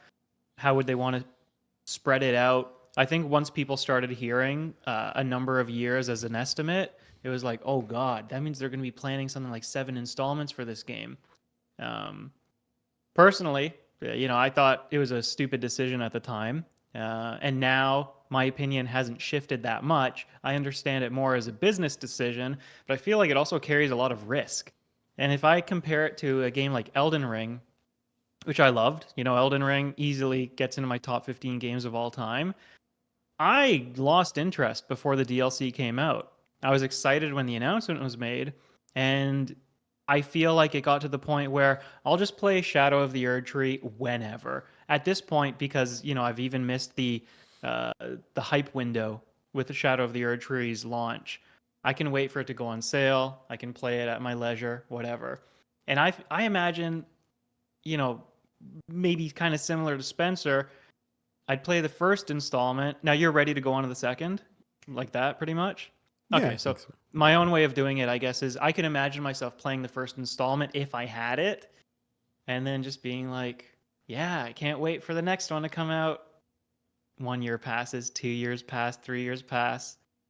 And then I know that the third installment is going to be another 3 years after that. I'll just play the second installment leading up to it. So Mhm. very questionable. I think, like I said, I think the best way to describe that kind of business strategy is risk. It carries a lot of inherent risk in it because you are at risk of losing your player base the longer that you wait to feed them. And people don't like pieces. People like whole things. I don't know. I don't really have many strong opinions of it, like as a gamer or as a fan. Like I told you guys earlier in this episode, I like the games that I like. I can go back and replay them at any point. Anything that any company now does, whether it's a favorite title of mine, a favorite series of mine, or a new IP, just throw them all on the board and see what sticks, And if that's what they want to do this time, sure, go ahead and we'll see what sticks. I like, though, that people are enjoying it at least, I think it would be a lot worse, even for non-fans of the game, if Final Fantasy VII was resurrected after so long and it was disappointment followed by disappointment. Sure. I'm happy at least that it's garnering a lot of success. I've been considering I'm rereading The Hobbit right now, and I remember when those movies came out, people were like, how do you turn this 300-page book into 3 movies? What the hell are they doing? And everyone was so mad about it. And I never cared. I was like, hell yeah, I'll take 3 movies of more Lord of the Rings, I get to see like this world and like some of my favorite characters and like, these concepts. And that book is so loved and romanticized as well. That even now I don't care. Like, it doesn't matter to me that they stretched it out. They're literally like doing the book to a T, like they're doing like not every word, but it kind of feels like it. So I can kind of see the perspective of, oh yeah, I get to see more Final Fantasy VII. Hell yeah. I guess it's just maybe it is the approach thing that kind of rubs me the wrong way. Like I don't know how much are each of those episodes? Full $60. price. The full price, yeah. So I'm spending $180. I don't know. I guess I'd have to be a mega fan at that point. Well, but it's still like 3 games. Like if you look at the hours that it takes to play each one, it depends on your perspective, I guess. But Yeah. like, it's still like just Midgar is about 40 hours, and it has an ending. I haven't played the second, so I can't really speak to where that ends or what's going on there. But I got my money's worth out of this one. Okay. I mean, again, it depends your perspective on it, because there are also games that are full price that you could spend 300 hours in or 1,000 hours in. So it's like, like a Zelda, kind of like a newer Zelda, you could spend hundreds of hours in it. Does that make it worth more than a game that takes 30 hours? I don't know. It's I don't know. I mean, Each his own. 40 hours is a great metric. I mean, I think the thing is though, like it's just a different mindset. Like I'm playing a trilogy of games and one that's incomplete. I'm not playing a standalone title. I mean, I think part of it is that it originally released as a full game. But like what if Star Wars episodes 4, 5, and 6 released as one story? Like then would you look at them releasing it one by one as I mean, let's be real though. I mean, we all know why they did it. It's for corporate greed. So like, let's not pretend that that's not why. Yeah, they did that for a second, but I don't know. I just think it's a matter of perspective, and some people might not like it, and they haven't. They told me that, and then other people are like, "Cool, Final Fantasy VII, I'll play it," and sure. I'm in the if second people camp. enjoy it, like all power to them. Yeah. I'm watching him Seven cross dress right now. It's the cross dressing scene. They really go all out on that one. It's a different time. It's not that different after all. Yeah, it's pretty on point, I feel. Yeah. Do you like, maybe for one last question on remake as a whole, do you feel like they have done a good job remaking it with a different vision, or have they kept too close to the original stories? And do you even like that if that's the case, that they've remained tight and similar, or have they strayed? I think where they've strayed is a mistake. I think they made some choices that I find annoying. They dealt more with the concept of fate, which they always do in Final Fantasies for some reason. And I think here it really crosses the line of what I think is just really stupid. Cheap. Yeah. It's like you'll get in a fight and this always kind of bugs me too, is you'll win a fight like HP wise, and then the cutscene after has you losing the fight. That's a real cool thing. But you'll lose the fight, and then like these, I don't want to get too into it for spoilers, but these creatures will change the way that the fight went, and you'll have recovered from it. And they're like, you weren't meant to die here. And it's like, whenever you get that in video game or in movies, it doesn't really matter. But whenever you get that shit, it's like, well, then what the fuck are we doing? Like, why do I have this sword? Like, what's the point? I'll just walk to the end game, and just if I'm supposed to live, then there you go. I always get irritated by stuff like that, and this game has an element of that. But if you, I mean, as a gamer, I've seen it all, so it's like whatever. I can move past it. But yeah, what they've added to the story, I don't think adds to it, and that's my thoughts on it. Mm-hmm.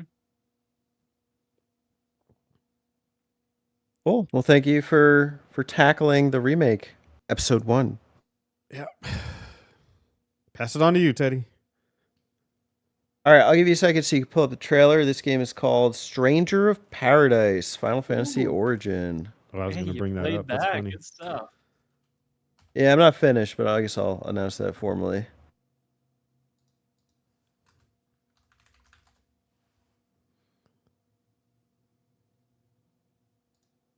All right, go ahead. All right, folks, it's time to take a trip into the Dark Souls of Final Fantasy. Well, some people call it that. It's not nearly as hard, and it's probably a disservice to call it a Dark Souls. But hey, it's got similarities, and also, hey, it's a great game. Disclaimer, I have played about 5 hours into the game. I'm not finished. I hope to finish soon because I'm really enjoying my time. It is roughly 17 hours to completion, according to How Long to Beat. And this game is a bit of, I hesitate to call it a hack and slash. It has similarities. It's an action RPG, which is developed by Team Ninja, a subsidiary of Koei Tecmo. These are the same guys that worked on Hyrule Warriors, so you'll see similarities there. And it is also a tribute to Final Fantasy's 35th anniversary. The game released in 2022 for PlayStation 4, 5, Windows, Xbox One, and Xbox Series X/S. I'll ask you guys first, were you guys aware of this game? Yep. Yep. And I heard it was good from somebody closer to me. Not the general gamer base, but from someone close to me. Yeah, my boy JD wanted me to play this with him, and I bought it on sale, and we just never got to it. Yeah, this is a very interesting game that you can play online together. The way it works is, like I was saying, it's a prequel to the first Final Fantasy, but in some respects, it kind of feels very similar. You know, it's similar terrains, and you go to the king, and he, hands you bits of the crystal, and you're tasked with fighting chaos. And the game is funny, kind of edgy, and kind of like campy almost with some of the characters. The main character's Jack. He's got kind of that delinquent blonde short haircut, but kind of like he's kind of got the manly vibes too. He's also got AirPods that he puts in at one point, and he's like at a couple points he's like listening to like hard rock. I thought that was funny. And then the other guys are fine. There's actually a fourth party member. And basically, I had heard you mention this earlier, Spencer, but you play as Jack, and then you have two party members who will go into each mission with you. You can customize them. And what makes the game really stand apart is its combat and its ability to kind of experience the world of Final Fantasy in a new way. This game relies heavily on the class system as well as skill trees and RPG mechanics. So there are basic classes, advanced classes once you master the basic classes, and even expert classes. So far, I've only unlocked one advanced class, and I've played with a bunch of other basic classes. In addition to this, your characters have main stats, so like your strength, vitality, mana, etc., and every class would have different ratings with them. The advanced classes have higher stats, but of course you have to unlock them. What's really cool is that you can customize different elements of the basic classes or even the advanced classes, etc., including specific skill chains. So the way you attack on the Xbox is you're using right bumper for quick attacks. Right trigger is a heavy attack. There's some kind of a block feature, and then you can also hold each button to charge up attacks. And you can assign different skills that you've unlocked on the skill tree to them. So it makes you really, this game relies on you being heavily skilled in order to take down enemies as well as some of the bigger enemies.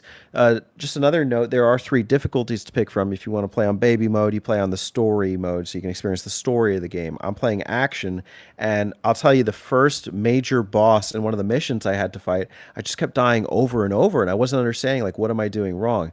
Not to say this is Dark Souls. Dark Souls is much tougher and I think like really punishing.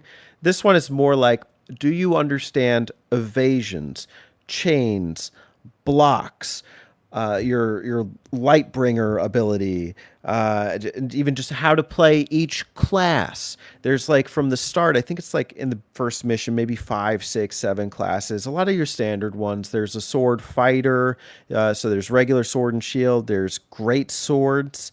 There's like a duelist, which is kind of quick attacks. There's the mage, which has a mace that you use for general attacks to consume or absorb mana, but you can also cast spells. The mage was actually one of my favorites, one of the first ones I really understood how to use. You actually use for the mace, it's right bumper, but for the magic attacks, it's right trigger, and you can use either Fira. I don't know what the other ones are called. There's like an air spell, a water spell, and an earth spell. And if you hold it, it charges it up. So instead of being fire, it becomes Firaga, or the full fire attack. And so you can even aim it with the cursor.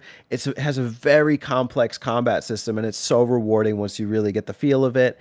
And I've really gotten into it, and also playing with the classes. You can also have 2 classes on one character at any given time, so you can switch on the battlefield. I just figured that out in hour 4 of the game. So there's really just so many things that you're balancing in your head. Also, for those special attacks, like let's say you're using the mage and you're using the mana, you consume mana on the heavy attacks for any of these builds, for any of these classes. But you can't rely on them solely. You have to also use regular attacks, and you have to use this like special action break shield. The way it works too, even for bosses, is they'll have like action break, and or even common enemies. And once you break it, you can do a special attack. Like I think of the classic to me, or one of my first, is the Gears of War curb stomp. Once you knock down an enemy, and then you can like come up across them, you can just press X and then stomp their face off. Jack does basically the same thing, where he's like in hyper mode, and he'll just pick their like some crazy part of the enemy and just destroy them that way. So a skeleton, he'll tear their skull off and then smash it into their body, or like a bat, he'll take it, he'll tear their wings off, and it's really a spectacle. It's almost cinematic. It's also a beautiful game. The game has this like HDR feature. I don't know exactly what it is, but my TV couldn't even output it, and I have a pretty modern TV, so I had to switch to standard mode. But even then, the game does look really beautiful. Don't ask me to analyze the plot. I can't. It's ridiculous. It's campy. It's corny and it's dumb, but it serves a purpose, and it gets you through the game. The mission system is cool. At first I thought like, oh, maybe I'd want more adventuring, but I see what they're going for here, and I'm fine with it, because even within the missions, there is a ton of exploration and even treasure seeking to be done. It's really cute too to just see a lot of your favorite Final Fantasy enemies. Like I think of that little hooded cloaked dude with the green reptilian skin, and he'll stab you to death in like an insta kill, and even now it's still happening, but it's rewarding with treasure if you can beat him. This is a classic RPG in action RPG and beautiful cinematic 4K HDR, and I think that's something Final Fantasy has always thrived with, is just being goddamn beautiful for the time and impressive, and I think this one does it. I'm really surprised by how good it is, and I hope to finish it soon.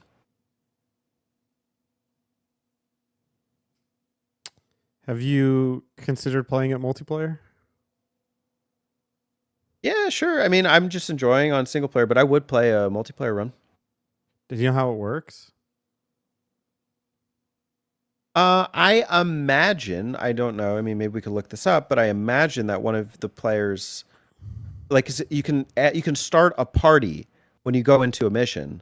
Mm-hmm. So I imagine that one of the other person joins the party, and somebody can let us know in the comments below, if you're checking this video out. But it is something I'd be open to, and I'm sure you just go through the mission that way, and you'd probably share spoils. Okay. Is the AI decent where your party members can hold their own, or do they? Yeah, and actually, if you press left or right, because they represent like one party member or the other party member, you can call on them to call on me. No, I'm sorry. That you can call on them to do to like go into hyper mode and show me what you got. I don't even know these guys' names. Something, and then they'll go into this big mode. But they are pretty competent, and you can actually customize their classes somewhat. They don't like there's like for your main character, there are 30 classes. Wow. Total between basic, advanced, and expert. It might be a little bit less, maybe it's like 20 to 30, but it's because I was counting, but the basic, there's 10 basic classes. So there's so much your main character can do. For a side character, it's 2, but I imagine that those 2 will lead into advanced classes. So even then, you are kind of customizing them, but they are doing their own thing, and they are super helpful, especially in some of those boss battles, because these bosses, they have huge health bars, and I'm sitting there hacking away, evading, blocking, and trying to just remember to do anything in the moment. And if I need that bit of respite, they'll kind of distract him for a bit, and the other game that I think of, because they did Hyrule Warriors. In Hyrule Warriors, I do not like the AI. I think they're useless. I don't think they do anything that really supports you. But in this one, it really does feel like they're supportive and getting the job done. The thing is, though, like what I'm hoping to see, I just unlocked a white mage class. I don't want to play as a white mage. I'm not here to heal my party members who are AI. So I'm hoping that I can unlock that for one of them so they can heal me. I haven't seen that yet. Where I should probably talk about the difficulty too is I think Dark Souls works this way, where it has like checkpoints as you're going through a stage. If you want to call them checkpoints, yeah, the bonfires are. And you respawn once you die with a certain number of like potions or something. Yeah. Your flasks refill. If you're playing Bloodborne, So no. the But same- if you're playing Dark Souls, yeah. It's the same concept here at each of these little crystal swivels. All of your potions will regenerate. You'll start with 5. The downside is if you got more, you'll lose them, but it doesn't matter because you probably won't get that much more anyway. And all enemies on the field will respawn, Yeah, that's about it. even ones you had killed. Right. Although what I'm kind of noticing is there really isn't a downside to dying. Oh. It just means you have to get better. Like, I don't know. Because don't I lose kept anything? all my treasure and I kept all my XP. What's that? You don't lose anything? I can't see anything I've lost. I can maintain XP and I can continue leveling up. Maybe on the hardest difficulty that's not the case. I don't know, but the flip side of it is that it can be hard. Like, I can be dying in a couple of hits, but the thing is I have 5 potions to help me regenerate, so, and sometimes more if I'm playing good. Sounds sick. But when you were describing it with the different class branches, like, and then you later said, yeah, it feels like a classic RPG type of game. It's still a little novel to me, imagining that overlaid on an action game, which I'm just not used to that as my interface for those types of customizable games. But it sounds really good. And that little bit you mentioned where the different classes have different stats, I like that too. Because I can't even think of a mainline Final Fantasy game with that, but I know Tactics has that, right? Every time you're going to switch classes, you're going to change like from an archer to a mage, all of your base stats change. Bravely Default did that as well. But yeah, sounds good. And that's kind of what I was getting at too, about like why you need to be kind of proficient with the different classes. It almost gives me like the Dragon Quest VII flashbacks of like you actually have to be leveling up multiple classes in order to get those advanced classes. But I could not beat that first boss with the mage class, as good as I was with it. So I actually had to somewhat teach myself to use a sword class to evade and to block in order to do that. And the great sword was like super helpful because it's like super powerful.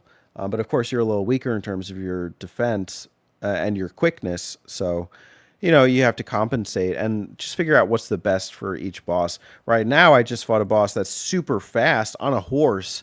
And so like I had to figure out like how do I, what class is best to use against this at this time.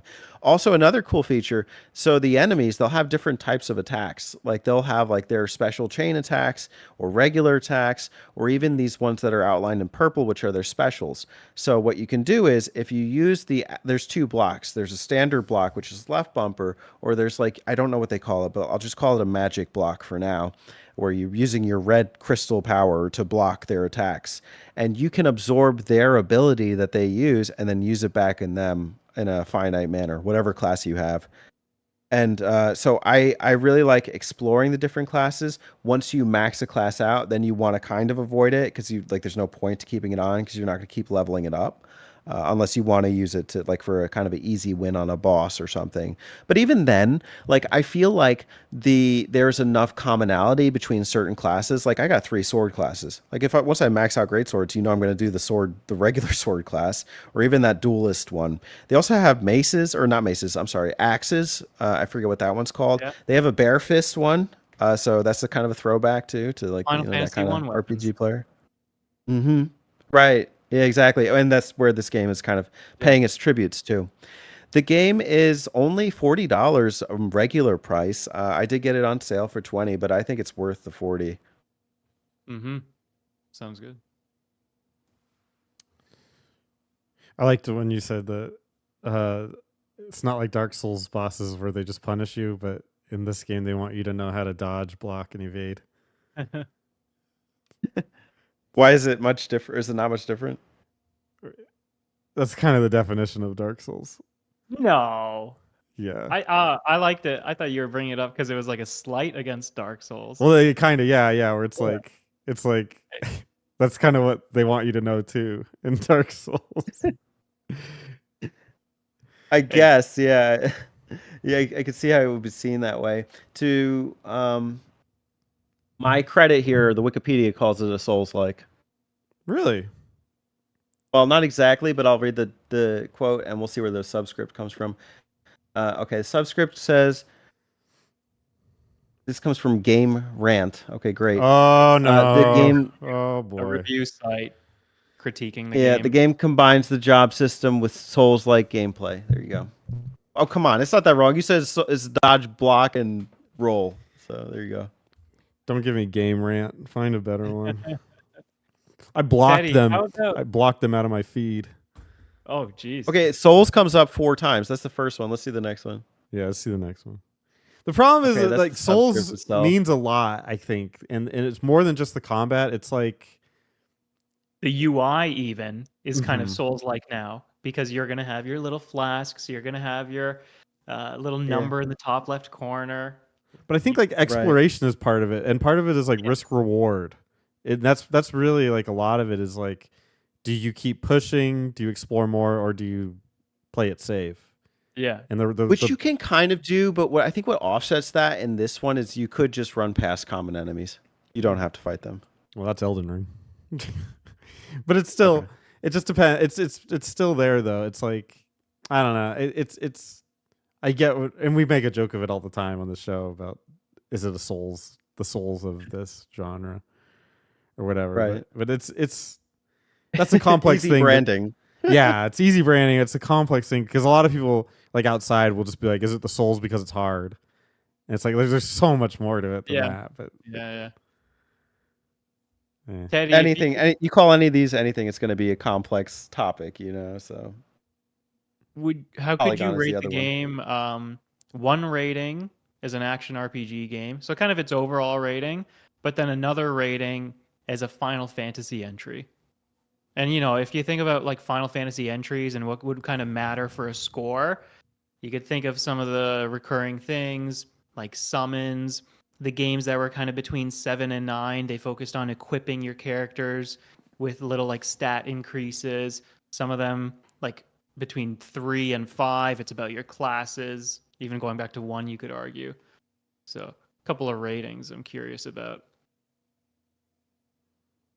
I'll try and avoid giving it like a number rating. I'll just say, like, Good, as an very good. action RPG, it is very numerical in terms of like everything. So if you like that kind of thing, you're gonna love this because you can get lost for hours and, well, not hours. I mean, there's literally a button to optimize your equipment, you know. But I mean, it's just fun to go on and make sure, oh, do I have my best equipment? And you can actually see it on your character. That's always a cool thing in an RPG when you can see your armor. I know a lot of old RPGs don't really do that. And it's stupid. Like they're wearing like face masks and stuff, and then it just keeps switching because you're always switching out the best armor. So I mean, are you going to keep on the things you love? No, you're just going to put the best armor on. But I think that process is what makes it really kind of deep in a sense and fun. It's definitely optimized, right? Like it's just an efficient system to go about it. But I think the trade-off for that is that like you don't really develop any attachment for specific armors that you get. And then with the classes too, they're almost disposable because you really get to know and like a class, and then you max it out. And then it's like, well, I can't stay on this class. So like I think you can enjoy it while you're using it, but then you have to be open to using the other ones, which is fine. They all play similarly because right bumper will always be your fast attack and right trigger will always be your heavy attack, and your blocks will be the same. And then you'll have to customize your special attacks. So I think once you understand the concepts, you could play any class and have a good time. You just have to be ready to play multiple classes. So if you're cool with that variety and your main character's gameplay, you'll have a good time here. And even just building a party and switching it up. Yeah, I think I got 3 characters to pick from, but you can only have 2 on the field at any time, which is kind of antithetical to the classic 4 party members, you know, in the first Final Fantasy game, which I guess can segue us to rating it as a Final Fantasy game. I think it's good. I think it's really good that, you know, this is not trying to go for anything too complex. It's no, save the kingdom, chaos, it's back, baby. Get those crystals, you know, it's just all right. Let's find the chaos. Okay, Jack. it's if you read the reviews for this thing in the Xbox Marketplace, everyone's joking. Chaos is back, baby, or like they're just making dumb jokes about it, so it's kind of cute. Yeah. People seem to really like it, and it doesn't take itself too seriously, which I think I can appreciate from a Final Fantasy game, and a lot of them seem to. Team Ninja, for sure. Cool. Don't be a stranger. Stranger of Paradise. Final Fantasy. Origin. That's it for game talk. It's good. I bet you Alex missed that. He probably would have enjoyed talking to that. He's the Sandman has taken him away. True. Neverland. Yeah. Enter Night. Well, Legend of Leo, you want to close us off? Do you guys have time or want to do an extra topic or two? Because I kind of want to get into the different ways to play these games and how much that could drastically affect your experience with the title. It could be brief. Sure. It could be really brief. Take us away. All right, I'll give the classic example of Final Fantasy II, where it seems like the whole world hated the game before I even had a chance to play it. And because I took my time going from Final Fantasy I to any other entry, I went from the NES Final Fantasy I to Dawn of Souls on the GBA, which of course also included Final Fantasy I. So I got to replay that and love it, and it kind of primed me for that style of Final Fantasy. And then when I moved on to the second game in Dawn of Souls, Final Fantasy II, it was polished. It ran really well. I already liked my experience on the GBA from Final Fantasy I. And so you guys have seen how much I like Final Fantasy II. I like the class, the way you like level up the different classes, and you have, well, I should say, as opposed to having classes, whatever you have equipped is what you're going to be leveling up. It's proficiency, kind of like a D&D style of game. And it seemed to work really well, even if it was just a little bit of dopamine from seeing those numbers go up. Like, oh yeah, my axes now are going to be level 4. Cool. Maybe I want to switch to a bow, though, and I can just grind in the tower for a couple of hours, get my bow attack up. So I really liked to. Everyone who played it on the original hardware couldn't stand it. And I have no idea what people are going to think of Pixel Remaster. There is a game that I feel like I've kind of punished myself with the wrong hardware, and that is Final Fantasy IV: The After Years. They took it to the new 3D models that are in the DS games, I guess, like Final Fantasy III's remake on the DS. And the one consequence of upgrading to 3D models is that every cutscene now has turn animations. Every cutscene now has additional walking for the characters, or whatever it is. Usually it's movement that's kind of lagging the scene quite a bit, as opposed to when I'm following a guide, if I get stuck, I'm looking at the SNES Final Fantasy IV, or at least that kind of graphical style. So I'm just wondering if, you guys had any particular strong feelings, especially with some of the first 6 Final Fantasies, where you would have played those games, probably really impacted what you feel about them. Yeah. Teddy and I are kind of different on this one in that I do not like old games. I will not play an NES game if I don't have to, and I'll go out of my way to avoid them, especially RPGs. Holy shit, they're just so clunky. I would guess that Final Fantasy II on the NES would be for me like pretty much unplayable. I've heard the horror stories, but I've played the Pixel Remaster and it is really good. In terms of like I can get through it. Now, do I think it's a good RPG in like the grand scheme of things? That version, probably not. It's too easy. I haven't played the Game Boy Advance one, but 2 there's like almost zero challenge in it. Same with the first one. But if you're just trying to understand the history and look at what, the concepts they're coming up with, it's a great window into that, and it's fun. It's just not really great. Yeah, I would agree that it depends on when you played it, and I bet you people's favorite games are the ones that they played first. So if you talk to people about 4, they'll probably say I like the Final Fantasy II on Super Nintendo. 6, unfortunately, they won't make a legitimately new version of it. So I'm sure it'll always be the Super Nintendo version, and the Pixel remaster is kind of as good, but doesn't have the Super Nintendo flair to it. So what's the point? That one I'm kind of on the fence about. If I even want to play the Pixel remaster, it's like, why? If there's like, it's basically emulating a Super Nintendo graphic game. I don't really understand that. But I mean, the Pixel remasters are a really safe way, I think, to play them and just understand what they're going for. 2, I have a lot to say about, but we are doing the map out of it, so I'd like to reserve some thoughts. That's what I was going to ask, if you could, if we have anybody scheduled for that, maybe he could join us. Want to go? I'll refresh my memory and I will hop on, boys. Thank you. Sure. I'd love to have you. My history, as you know, stops at 2 as far as those first 6 games. So, what I'm curious about is because this game didn't get brought to the West until what, the PS1? Took its time. I don't know when exactly. I don't think Dawn of Souls was the first time people could play it. That'd be pretty insane. 2? PS1 has the Anthology collection sometime pre-2000, which has 1 and 2 on it. But, you know, I feel like people probably, like, that reputation maybe came sooner. I don't know. Do you know, Spencer? No, I think it came with the YouTubers. Probably. A lot of weird opinions came out of those early YouTubers that just decided that this is how people feel about it. And they were just like, yeah, you're right, because nobody played it. But everyone that's played those games back in the day love them.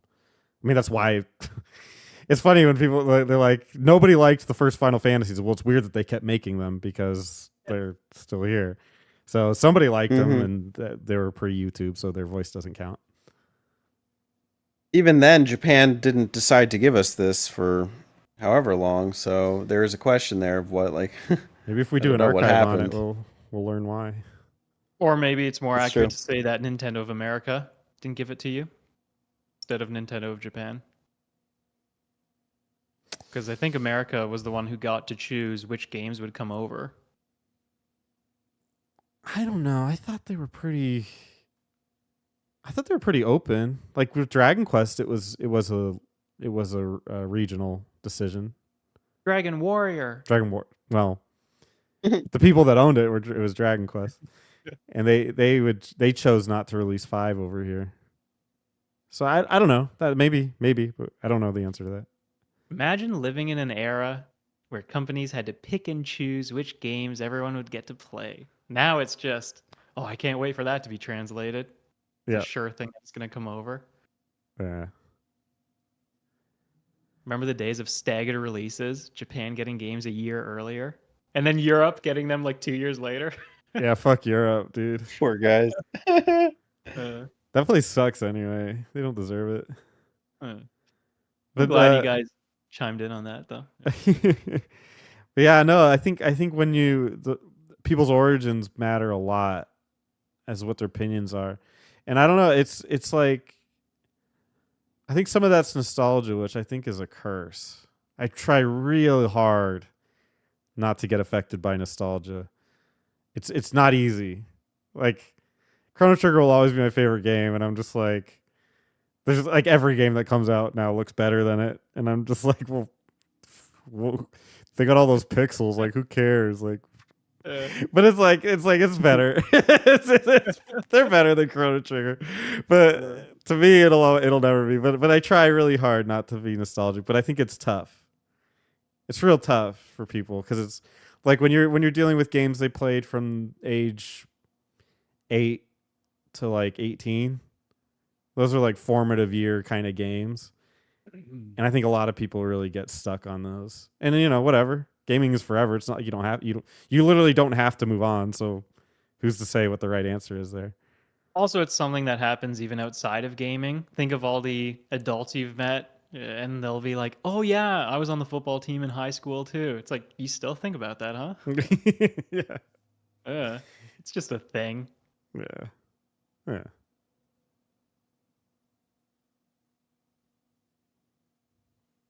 All right. What was the question? What do I think about the first 6 Final Fantasy games?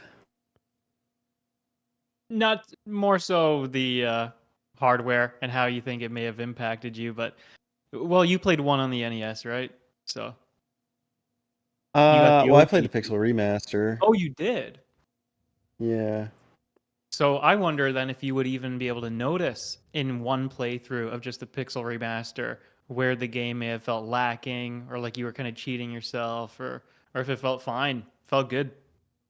It felt better. I have the NES cart, so I've Yeah. dabbled, and I think it's a little sharp. Although with the maps ruin the Mm-hmm.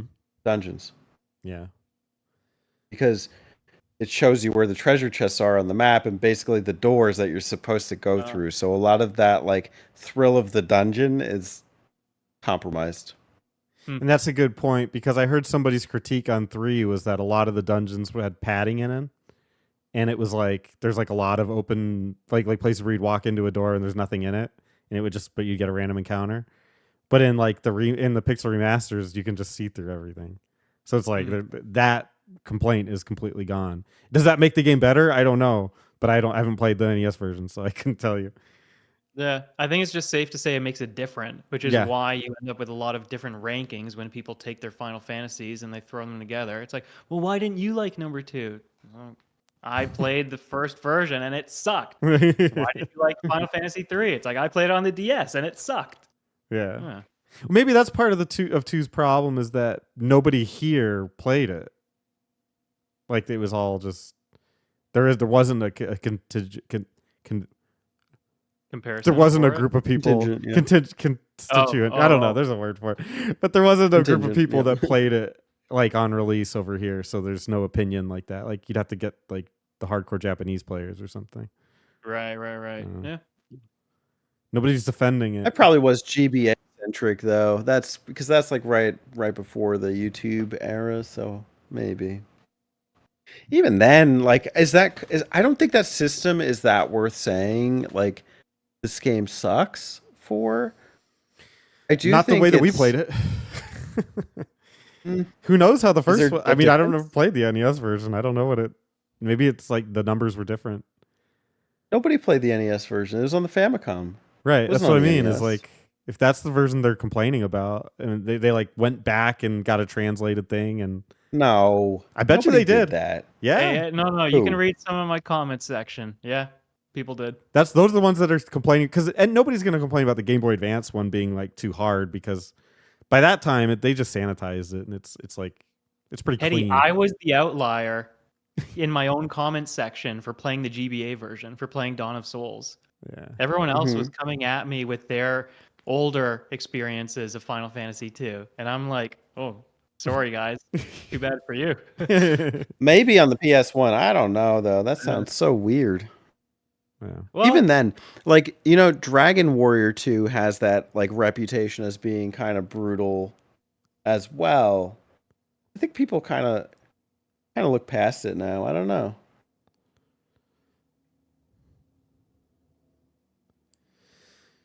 All right. Well, I'm smelling enchiladas downstairs, so all right. Yeah.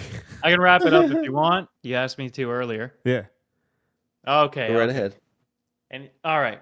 I will give one quick mention, since there's a Final Fantasy themed episode, to a lot of the spin-offs, like Final Fantasy Crystal Chronicles, which nobody mentioned, but I feel like deserves some say. No? Okay, Spencer's shaking his head. Look, they're not outstanding. They're not 10 out of 10 games, but they're cool, and they try to do something different, and they have great music. So I'll give a mention of Final Fantasy Crystal Chronicles, the theater games, and all of those different spin-offs. World of Final Fantasy seem like they're worth playing. But that will do it for our discussion. Hopefully, everyone didn't mind the Kingdom Hearts portion. If you'd like to complain about the comments, go ahead. All right. Let Alex know he should never do that again, bringing up Kingdom Hearts in a Final Fantasy video. And for Spencer, Teddy, Alex, and myself, thank you everybody for watching the Button Mappers. Once again, reminder, like the video, go watch some of the other videos, like those two, subscribe to the channel, follow the podcast on the different podcast streaming sites, and again, join the Discord. Also, if you missed it, if you're joining in late, there is a community question, whatever you guys call it properly. There's a question posed in the beginning of the video, and you can go back and listen to that and ask your question in the comments section for next month's video. Did I miss anything, boys, or are we good to go? Just yourself, Legend of Leo. Check him out here on the YouTube. Thank you for having me. Of course.